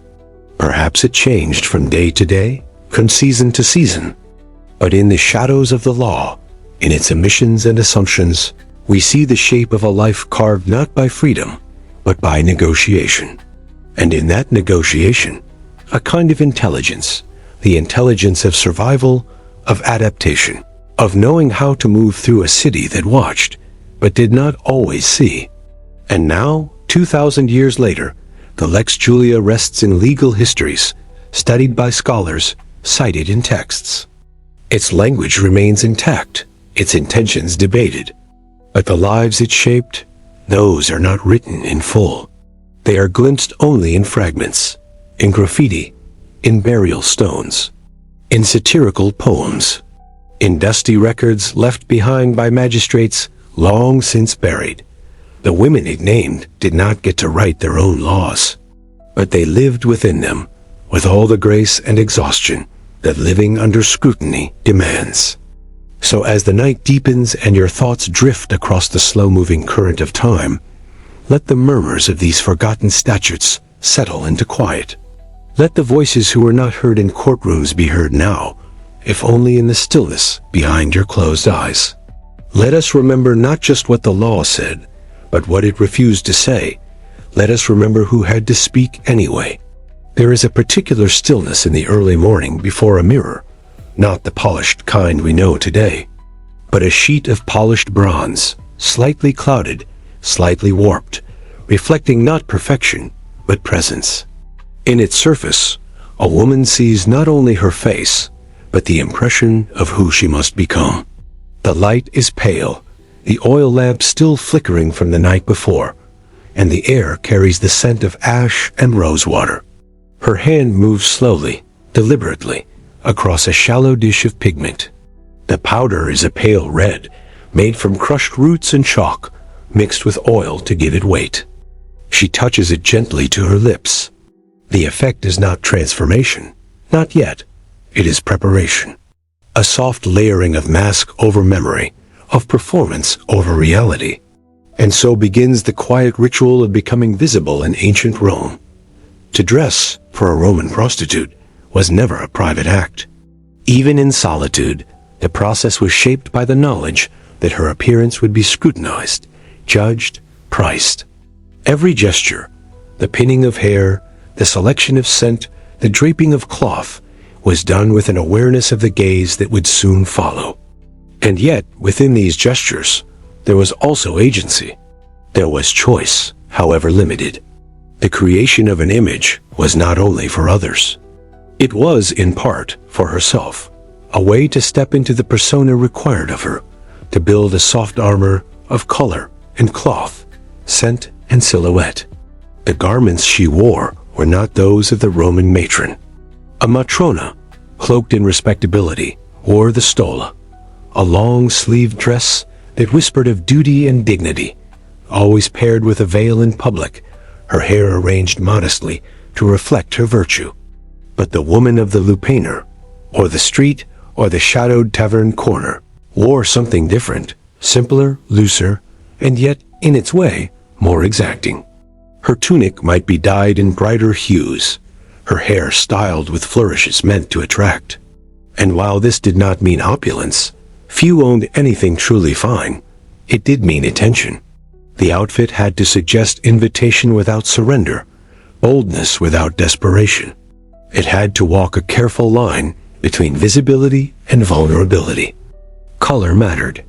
In Rome, colors carried meaning as much as fabric. Red, in particular, was a shade often associated with sex workers, not in the modern symbolic sense, but more practically, because red dyes were bolder, more available to lower classes, and drew the eye. A woman dressed in red was not assumed chaste, but sometimes such colors were embraced precisely because of that assumption, as a signal or as a challenge. The woman painted in rouge and wrapped in dyed linen knew how she was seen, and she knew how to hold that gaze. Paint was essential, not only to heighten beauty, but to construct it, to define what beauty meant in a society that demanded allure while denying affection. White lead was applied to pale the face, though it carried its own danger. Over time, the compound could cause illness. But the effect, a smooth, pale surface, was prized, even as it chipped away at the health beneath. Kohl lined the eyes, darkening them, making them seem deeper, more mysterious. Red ochre or plant-based tints stained the cheeks and lips. The overall effect was theatrical, expressive, not because the woman wished to deceive, but because her world demanded performance, and she responded in kind. Perfume, too, was not a luxury so much as a tool. Scent was the invisible signature she carried into a room. Oils infused with myrrh, with saffron, with crushed petals and resins from distant lands, these were diluted and applied behind the ears, at the wrists, along the collarbones. Not too much, never overwhelming, but just enough to linger. Scent had the power to conjure desire, to anchor memory. A client might forget her name, but remember the way she smelled in the dark, the trace of jasmine or cinnamon that clung to the linen as he left. And she knew this. She wore scent not just to entice, but to leave something behind. Hair, too, was sculpted with care. Braids wrapped in cords, curls pinned high, sometimes adorned with beads or combs if she could afford them. Roman styles shifted with fashion, and the wealthy often paraded elaborate structures of hair arranged by skilled slaves. For the working woman, practicality tempered extravagance, but even so, the time spent before her mirror mattered. It was a kind of meditation, a moment to shape herself into the version of the self required by the day, to control at least one thing, even if everything else remained uncertain. And beneath all of this, the cloth, the paint, the scent, was the unspoken presence of persona, the constructed self. The version of the woman who could smile at strangers, who could disarm with a look, who could make a man believe, if only for a moment, that he was desired. This persona was not always false. Sometimes it became a second skin, familiar, even protective. But other times, it was heavy. It required energy to maintain, effort to hold up beneath scrutiny. And in the quiet hours between clients, between smiles, the mask could slip.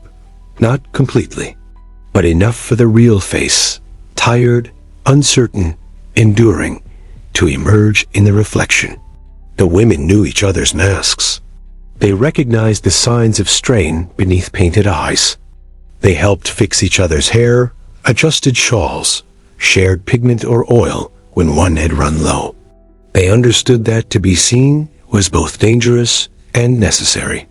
That beauty was not merely attraction, it was economy, it was protection, it was code. To look confident was to discourage insult. To look clean was to suggest value. To look disinterested was to suggest experience. And so, they painted themselves into safety as much as into seduction. But beauty could not protect against all. The paint washed off. The perfume faded. The cloth wore thin. And some days, the body did not wish to perform. On those days, perhaps the motions were slower, the lines less exact, the mirror more forgiving, or more cruel. And still, the woman painted. She dressed. She stepped outside. Because the alternative, invisibility, was worse. In a city that fed upon image, to disappear from the gaze was to cease existing. And so, they carried themselves into the day, their personas arranged like armor stitched from soft thread. The persona might be flirty or mysterious, maternal or aloof. Each woman developed her own, a script refined over time. It was not deception. It was survival. It was skill. It was theater. And in a way, it was also truth. The truth of how one learns to move through a world that commodifies desire, that watches but does not see, that names but does not know. To dress for work in ancient Rome was to participate in a ritual of adaptation.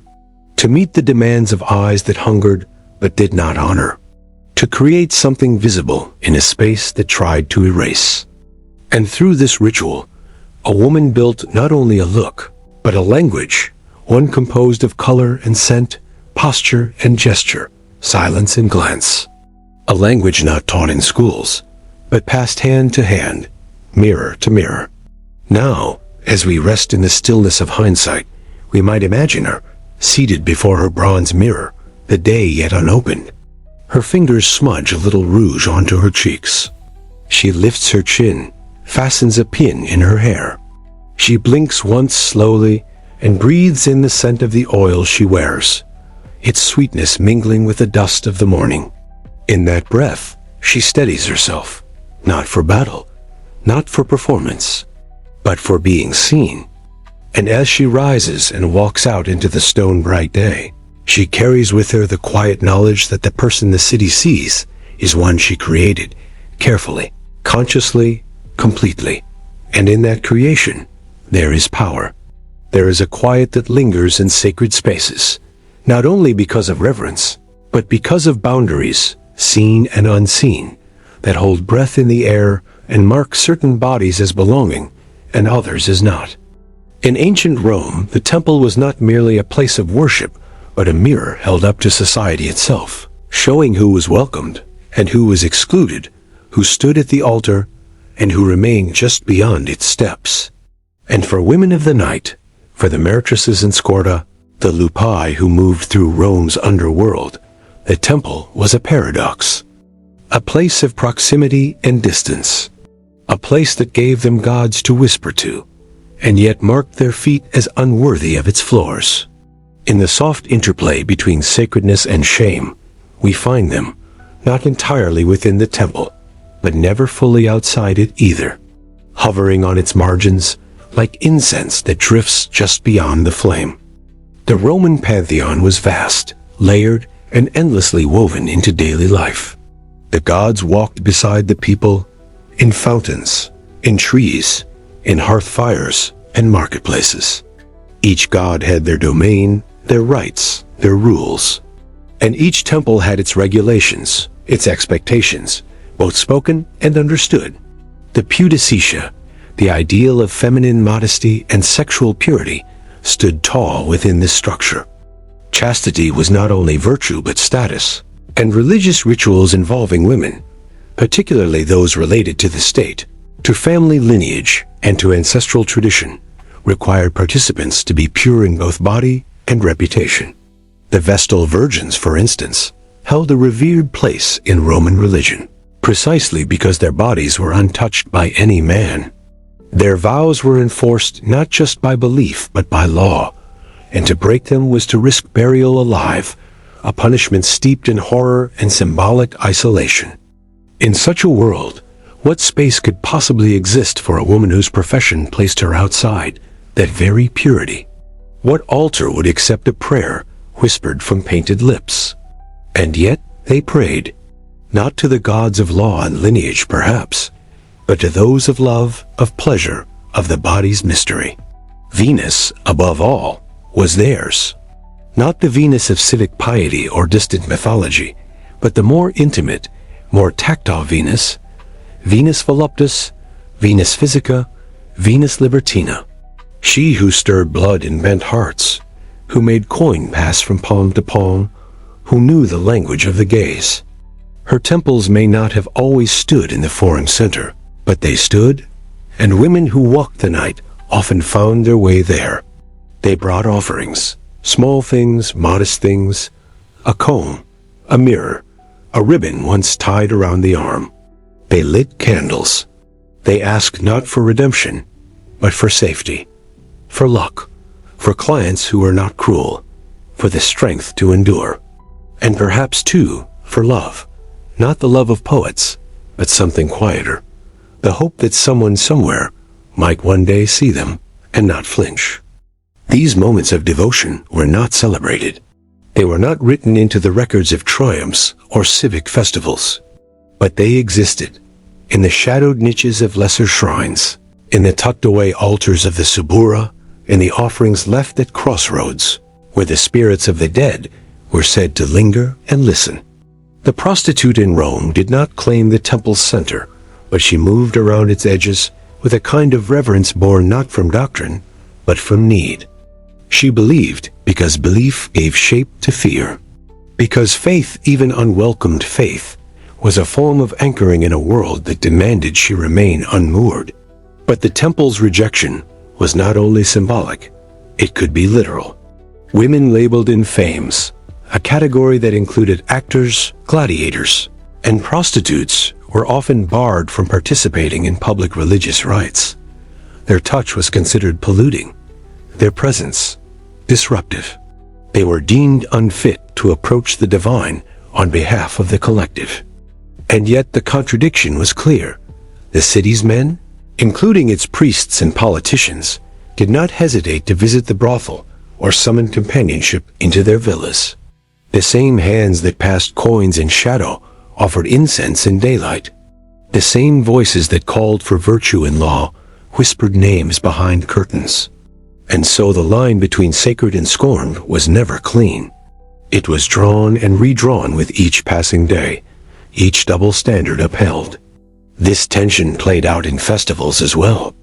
During the Floralia, held in honor of Flora, the goddess of flowers and fertility, the city turned its gaze, if only for a moment, toward sensuality. Theatrical performances became gaudier. Masks were worn, roles reversed, and women who were otherwise shunned stepped briefly into the space of public delight. It was a celebration of spring, of blooming, of bodies no longer constrained by winter's hush. And in that festival, perhaps, the working woman found a kind of legitimacy, a temporary lifting of the veil. But when the petals fell and the wine soured, the city's laws returned. The temples closed their doors once more. And yet, even rejection could not fully silence devotion, for belief does not require permission. The prostitute may have been denied the temple, but she carried her gods in other ways. in amulets worn beneath the tunic, in whispered prayers before seeing a violent client, in curses muttered under breath when cheated or humiliated, in the rhythm of her breath as she prepared herself once more for the day. These were her rituals, less formal, less adorned, but no less sincere. It is easy to think of temples as monuments, static, marble, defined by ceremony. But they were also living places, shaped by those who approached them. And though the priest may have turned away from the woman in dyed linen, the statue she bowed before did not move. The goddess did not speak. And in that silence, there was acceptance. Or at least, there was no refusal. Today, when we visit the ruins of Roman temples, we see columns broken, altars worn smooth. The grandeur remains, but the power is gone. And perhaps in that space, freed from exclusion, we might imagine her there, the woman once barred, standing not at the edge, but within the sanctuary, her head bowed, her hands open, not to plead, not to apologize, but simply to be, because faith, in the end, does not belong to the respectable. It does not answer to titles or to purity. It belongs to the human, to those who hope, to those who endure, and to those who, even when scorned by men, continue to walk toward the divine with quiet, unwavering steps. In the minds of Roman men, and in the fabric of Roman law, a woman was never simply a person. She was a role, a reflection of virtue or vice, a symbol of legacy or desire. And in the carefully tiered society of ancient Rome, there were two feminine figures who stood as opposites not only in practice, but in public imagination. The matrona, the noble wife draped in the dignity of lineage and modesty, and the meretrix, the woman who sold her body, and in doing so, was thought to shed her honor like a cloak left in the dust. These two women, real, imagined, shaped by the hands of poets and lawmakers alike, were seen as the bookends of Roman femininity. One revered, one reviled, one held behind veils and walls, the other exposed to the street and the stare. And yet, as the quiet hours pass, and we walk slowly through the echoing corridors of time, their differences begin to blur. Their boundaries waver, because behind both titles were women, breathing, feeling, enduring, whose worth was measured not by their soul, but by the stories others told about them. The matrona was Rome's ideal. She was defined by chastity, by silence, by loyalty to her husband, and deference to her father's memory. She wore the stola, a floor-length gown that announced her respectability, and the palla, a long cloak that veiled her figure when she left the home. Her hair was styled conservatively, her gaze lowered in the presence of men. She was, by law and custom, the guardian of her family's honor. Her presence at religious ceremonies and civic feasts symbolized the order of Rome itself. But her power, while symbolic, was also constrained. She could not vote. She could not hold office. Her movements were limited, her words carefully measured. She was elevated, but only within the carefully drawn lines of male design. Across the city, far from marble atriums and shaded porticos, lived the meretrix, the working woman who existed in inverse. She did not veil herself. Her hair might be loose or elaborately curled. Her clothing, dyed and simple, signaled availability rather than virtue. She moved freely through markets and taverns, through alleyways and brothels. She was not silent. In fact, she was often required to speak, to entertain, to persuade. The meretrix was not guarded by walls, nor restricted to shadows. Instead, she lived in them. And for that visibility, she was punished by perception, seen as less than, as dangerous, as a threat to the moral structure of Rome. She could not legally marry into the senatorial class. Her testimony in court was often dismissed. Her place in society was fixed and fragile, her body both her currency and her cage. But when we look closer, when we remove the rigid outlines drawn by those in power, we begin to see how much these roles overlapped. The matrona and the meretrix were both subject to male desire, both constrained by expectation. The matrona was given status, but denied autonomy. The meretrix was given autonomy, but denied status. Both were, in different ways, owned. Both navigated systems built to contain them. Both learned the delicate art of survival in a world that did not ask who they were, only what they could offer or represent. And within this mirror, something deeper emerges, a shared experience of being watched, evaluated, judged, not by words or thoughts, but by the slope of a shoulder, the tone of a voice, the placement of a veil, or a strand of hair. The Roman woman, whether matrona or meretrix, did not belong to herself entirely. She belonged to Rome's image of her, a reflection in the still, cold water of tradition. We might imagine, in a moment of speculation, not born from fact, but from empathy, a scene. A matrona walking to a temple with her attendants, her feet hidden beneath fine fabric. Across the street, a meretrix leans against a wall, her tunic colored in shades the other would never wear, her expression unguarded, her gaze direct. They meet eyes, briefly. Neither speaks. But perhaps, in that glance, something passes between them. Recognition not of similarity, perhaps, but of limitation. Of what is demanded. Of what is denied. The poets of the age often compared them, sometimes in mockery, sometimes in longing. The matrona was loyal but cold. The meretrix, passionate but dangerous. The wife was to be worshipped in public. The courtesan desired in private. And men moved freely between them, weaving their own stories as they went. But the women? They stayed in their roles. They learned to bend within them, to use them, when possible, to their advantage. A matrona might wield power within the household, influencing her husband's decisions. A meretrix might gain patronage, stability, a circle of influence through whispered promises and well-kept secrets. Each learned to read the room. Each became fluent in the unspoken language of expectation. Even in death, the divide remained. The tomb of a matrona was often inscribed with her virtues: pudica, casta, domum servivit, modest, chaste. She kept the home. Her worth measured by what she withheld, by what she sacrificed. The meretrix, if named at all, was often defined by her desirability, or by the man who paid for the stone. Her worth measured by what she gave, by what was taken. But both were written about by others. Both memorialized in ways that flattened complexity. Neither was truly known in the fullness of her being. And so, as we sit now beneath the soft weight of history, let us gently untangle the threads.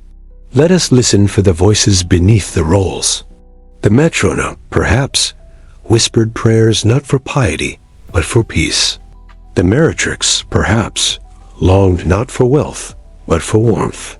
And both, perhaps, wanted to be seen, truly seen, not as opposites, not as symbols, but as selves. Because worth, in the end, is not granted by the eye that watches. It is not written into law or custom. It is lived. It is born. It is breathed into the world each morning, when a woman rises and dresses and prepares to walk once more through a city that has already named her. Let us remember them both, not as ideals, not as warnings, but as women. And let the weight of their gaze meet ours in stillness, and be met with understanding. The streets of ancient Rome did not forget who walked them.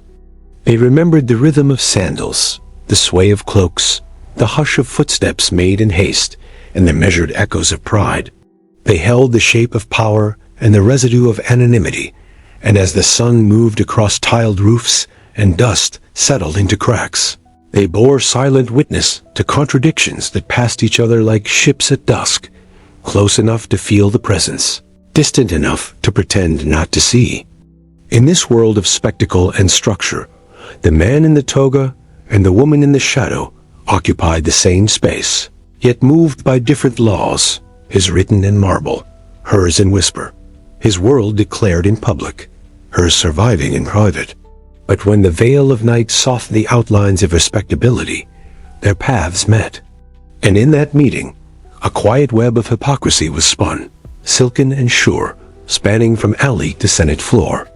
The Roman male citizen, clothed in the formal dignity of the toga, walked beneath the weight of reputation. He voted. He spoke in courts. He honored his ancestors. His name was recorded, carved, and passed down. His wife waited at home. His slaves obeyed. His sons studied Cicero. Yet many of these same men, the magistrates, the poets, the generals, the merchants, slipped with practiced ease into the thresholds of brothels, taverns, and private chambers where women with painted eyes waited behind thin curtains. It was not seen as betrayal, not even as scandal. It was simply the right of the powerful. In a city where the structure of law was sharpened to regulate morality, a man's indulgence was rarely scrutinized. The line between virtue and vice was not drawn by behavior, but by visibility. What was done in darkness did not stain the fabric of public life, as long as it remained unspoken. But for the women, for the merittresses, the scorta, the enslaved girls brought to serve without even the facade of choice, every action was marked, every gesture taxed, every breath measured. They were not allowed the pretense of duality. They could not be one thing in daylight and another in shadow. Their names, if remembered at all, were chained to the work they did, never to be softened by the titles of wife or mother or daughter-in-law. They were not granted respect, though they served those who were most respected. They were called dishonorable even by the mouths that sought them out. And this dissonance, this daily performance of forgetting by the men who knew them, was as constant as the turning of the sun. There were protectors, of course, men who offered more than coins, patrons who paid for exclusivity, who housed their companions in quieter quarters away from the busy streets. Some provided gifts, others stability. A few even offered a kind of companionship that mimicked affection. But the word protector is slippery. It implies safety, yet safety was never guaranteed. These relationships were not contracts of equality. They were arrangements of convenience, built on fragile balances of favor and control. A protector might lift a woman from the street, only to keep her under stricter watch. He might speak kindly, only until another face pleased him more. And still, for many women, it was better than uncertainty, better than sleeping cold, better than counting coins at dawn and realizing they would not stretch to the next day. But even these ties could not lift her from the place society had fixed her. She might live in a nicer room, wear softer cloth, eat fresher bread, but in the eyes of the city, she remained what she had been named. The meretrix, the outlier. The woman whose presence was tolerated, even welcomed in secret, but always denied in the daylight of reputation. Some men returned again and again, not for novelty, but for familiarity. They came not only for touch, but for talk, for the ease of being seen without having to perform their public selves. In the low light of a rented room, they shed their armor of duty. They spoke of politics, of wives they did not love, of ambitions unmet. And the woman who listened, who asked questions, who offered no judgment, became, for a moment, a confidant. But even in that intimacy, the balance was skewed. She was not permitted the same vulnerability. Her stories, her past, her pain if offered, were often ignored or repurposed as background color, something to deepen the illusion of connection without inviting true reciprocity. She knew this. She offered just enough to keep the moment alive. She learned to mirror without revealing. It was part of the craft and part of the cost. And then, when the time passed and the man rose to leave, she might watch his back as he adjusted his toga, as he tightened the folds with practiced hands, stepping back into the shape of respectability. He would walk into the street again, nodding to neighbors, speaking in proper Latin, quoting law if asked. No trace of where he had been, no trace of her. She would wash, straighten the room, and wait for the next knock. There were laws, of course, lines drawn in ink and stone. Laws that punished adultery. Laws that protected family honor. Laws that prescribed how a woman could appear in public, what she could wear, how she should behave. But these laws applied unevenly, bending with the status of the man and the role of the woman. The woman could be condemned. The man could be excused. The woman could be labeled impure. The man merely passionate. The woman could be barred from sacred spaces. The man could pray unbothered. And so, the shadows became a refuge, not just from poverty, but from the double standard that lit one face while hiding another. It is tempting to imagine these women as victims only, and indeed, many were. Trapped by birth, by enslavement, by abandonment. But within their roles, they developed skills of navigation. They read people. They gauged moods. They negotiated not only price, but tone, timing, safety.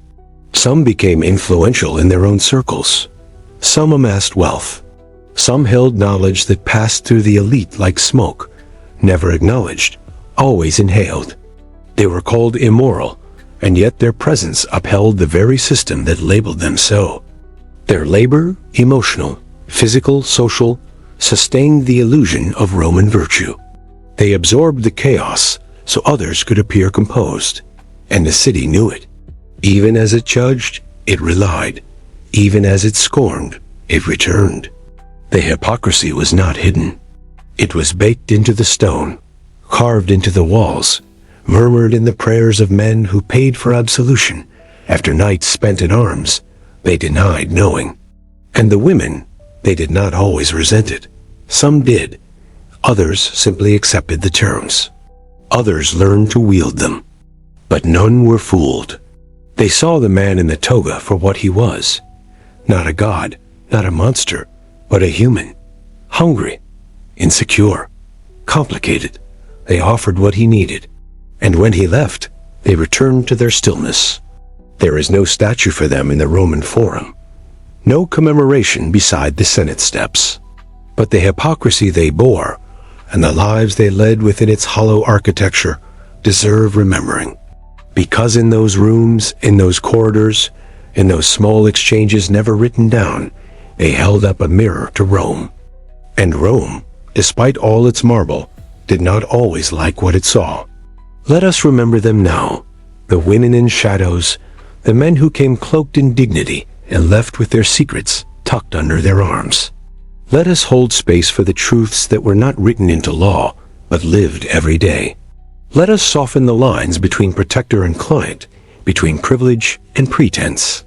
And let the dust of centuries settle not to hide these stories, but to preserve them.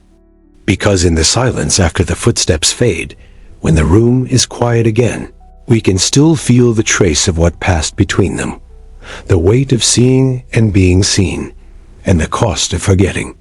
In the hush behind curtains, power sometimes grew in the places least expected, beneath the weight of public shame carried, ironically, by those who served the city's desires.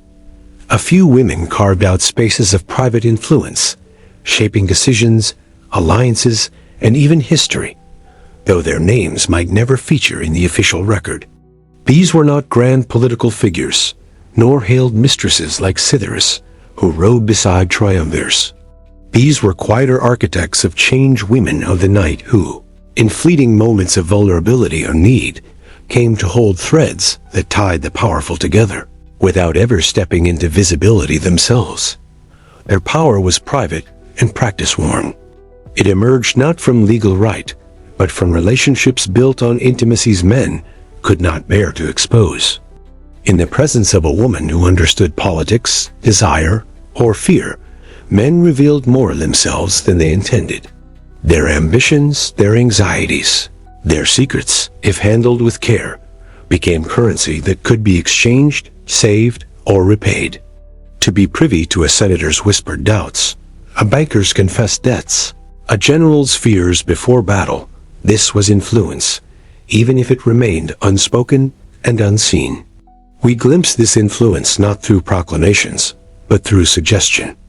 A consul might recommend a name for a commission after a night spent in conversation with a trusted companion. A poet might dedicate a line in secret. A wealthy client might grant a legacy in a will drafted in private. These moments are not celebrated. They are not painted on walls.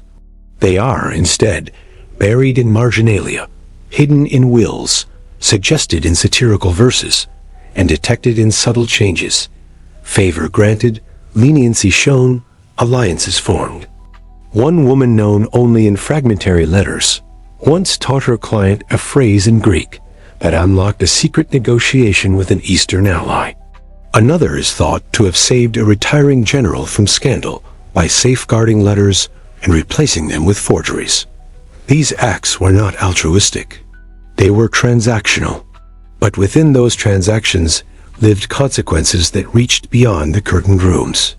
Her payment might have been gold, yes, but also privacy, and in that privacy was leverage. Her influence was fragile, of course. A shift in favor, a jealous wife's accusation, a scourge of gossip, it could snatch it away. Yet in those moments of power, she shaped the world outside her walls. She moved shadows. She moved men. She left footprints in decisions that unfolded far from the brothel. And so, even amid shame imposed by society, she claimed autonomy. She became indispensable not to the state or to history's grand narrative, but to the men who needed more than comfort. They needed insight. She, who lived at the margins, held vantage. She saw patterns, and in subtle, unrecognized ways, she shaped outcomes. That influence was quiet and combustible, never safe, always precarious. But in the patience of secrecy, in the balance of connection and discretion, it endured. It reminds us that power in Rome was not wielded only in stages or senate houses. It moved in narrow rooms by torchlight. It lived in soft words and folded lips. It thrived where visibility was withheld. As you drift toward sleep, let this thought settle. Influence does not always wear robes or stand in forums. Sometimes it hides in painted names, hushed confidences, the careful keeping of secrets. Sometimes it blooms in the shadows of shame, carried by hands unseen. Time is a river whose currents twist and carry fragments of the past into our present. The voices of Rome's forgotten women prostitutes in the eyes of empire, yet sovereign in their own quiet resilience, reach us not as echoes from distant marble, but as soft ripples upon still water. They teach us about the fragility of systems that value some lives and hide others. They remind us that worth is often not granted by society's gaze, but forged in the breath that rises after the door closes. The coin is counted, the mask is removed. These women lived in margins by decree, yet they moved within them with subtle force, shaped lives not only in their own rooms, but across the laughter and politics of a city that both desired and dismissed them. Their stories matter now because our own world remains shaped by similar contradictions. We enforce systems of inclusion and exclusion through laws, customs, institutions. We separate some lives into visibility and others into statistics. We look to authority for definitions of morality while whispering about what happens behind closed doors. In hearing their whispers, daring to pause and listen, we allow ourselves to see the layers beneath headline morality. We recognize how power is structured, how voices are silenced, how people survive, transcend, or break within the spaces between. We can still feel the contours of their resilience, in the precision of their brushstrokes when applying paint, in the quiet calculation of coins saved, in the fractured lines of their names on stone. Their endurance was practical, not theoretical. It was not enshrined with ceremony, but lived in detail. A shared bowl of food, a whispered warning, a whispered prayer at dawn. It was built in the rooms where they laid aside their personas and simply breathed.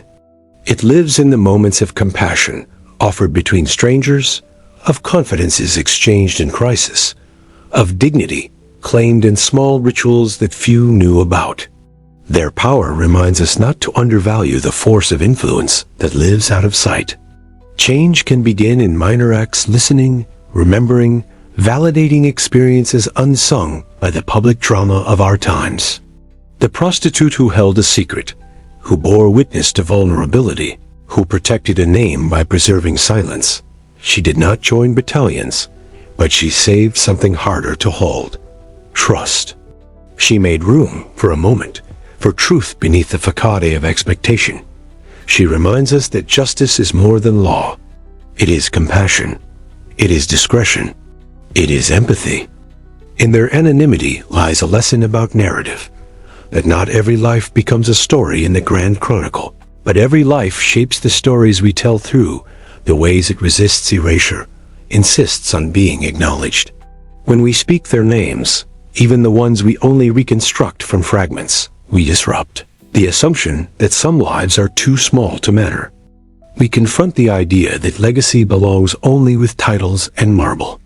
We open the door on understanding that human worth does not come from status or purity, but from the capacity to persevere and to remind others that they are seen. Their echoes teach us also about the importance of nuance, that role and person are not the same, that a title, be it matrona or meretrix, tells part of a story, but not all of it.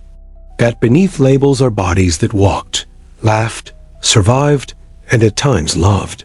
That behind stigma can lie courage, and behind invisibility can lie integrity. In listening, truly listening to those on the edges of history, we honor the full spectrum of humanity. As your eyelids grow heavier, consider how their legacy might settle in your mind. Let their persistence, not their pain, be what you carry forward. Let the quiet dignity with which they navigated their world soften our own rigidity. Let their survival teach us about subtle strength. Let their small acts of autonomy remind us how easily systems can deny people, and how gently we must respond to restore what was taken. In remembering them, we do more than fill gaps in history. We illuminate the spaces within ourselves, spaces of empathy we didn't fully recognize, voices we hadn't acknowledged, lives we had unconsciously judged from distance. Their shadows reach across millennia, not to darken our view, but to deepen it. And as the echoes fade, carried gently by your breath, let them settle as hope. That compassion, like memory, is something we can choose to nourish. So now, as the last wisps of time's tapestry begin to loosen from our minds and fold into the quiet edges of thought, we find ourselves drifting at the far edge of Rome, not the Rome of triumphal arches or clashing legions, not the Rome sculpted in marble or sung in epic, but the Rome that lived behind closed shutters and worn sandals, in the breath between footsteps and the eyes of women who are rarely allowed to look back. We have walked with them not in haste, but in understanding. We did not need to raise voices, for the whispers were always enough. In the stillness of night, history never shouts. It hums, low and patient, waiting for those who choose to truly listen. These women labeled, judged, used, and forgotten offered us not lessons in despair, but maps of resilience. Their names, often scratched into soft plaster or etched in weathered stone, were not declarations of conquest, but confessions of existence. They did not ask to be saints or saviors, and yet by enduring the weight of others' expectations, they bore something sacred, a truth about how civilizations move not only through emperors and lawgivers, but through every life that carried water, that endured touch, that laughed quietly over lentils, that waited for a morning that might never arrive. There is something sacred in their ordinariness, and something extraordinary in the way they endured the roles assigned to them without surrendering entirely to them. Their beds were not always beds of choice, but within those confined spaces, they created a kind of agency, sometimes bitter, sometimes tender, sometimes transactional, always human. It is this humanity that lingers, not the titles, not the stigma, not the distant judgments of senators who never dared to see beyond the veil. We end this journey not in the grandeur of temples or the roar of the forum, but in the subtle hush of recognition. that every city is built on layers of untold stories, and every empire is propped up not just by those who led, but by those who simply endured. The labor of memory is not to glorify, but to illuminate. Not to judge, but to understand. And in understanding, we sleep a little deeper, not with ignorance, but with the calm assurance that nothing is truly lost if we choose to remember gently. So let the lamps of the Subura flicker out now. Let the murmur of the Lupanar fade behind its worn threshold. Let the perfume and paint return to shadows. The sandals rest beside their beds. Let Volumnia Cytheris step away from the stage, her silken drapery brushing against time itself. Let the graffiti on the walls settle into silence, their crude poetry no longer begging for attention, but accepted as part of the long conversation of human longing. And let the nameless ones, the disappeared, the silenced, the unseen, find a place not just in footnotes or archives, but in the gentle rhythm of our breath as we drift off, feeling just a little closer to what it means to be alive and what it means to be remembered. Sleep now, if you haven't already. Let your thoughts slow, like footsteps echoing farther and farther, away down a quiet Roman alley. Let them dissolve, one by one, like lanterns snuffed before dawn. The past is still there, but you don't need to carry it anymore. You've done enough for one night. And the stories, yes, the stories will still be here when you wake.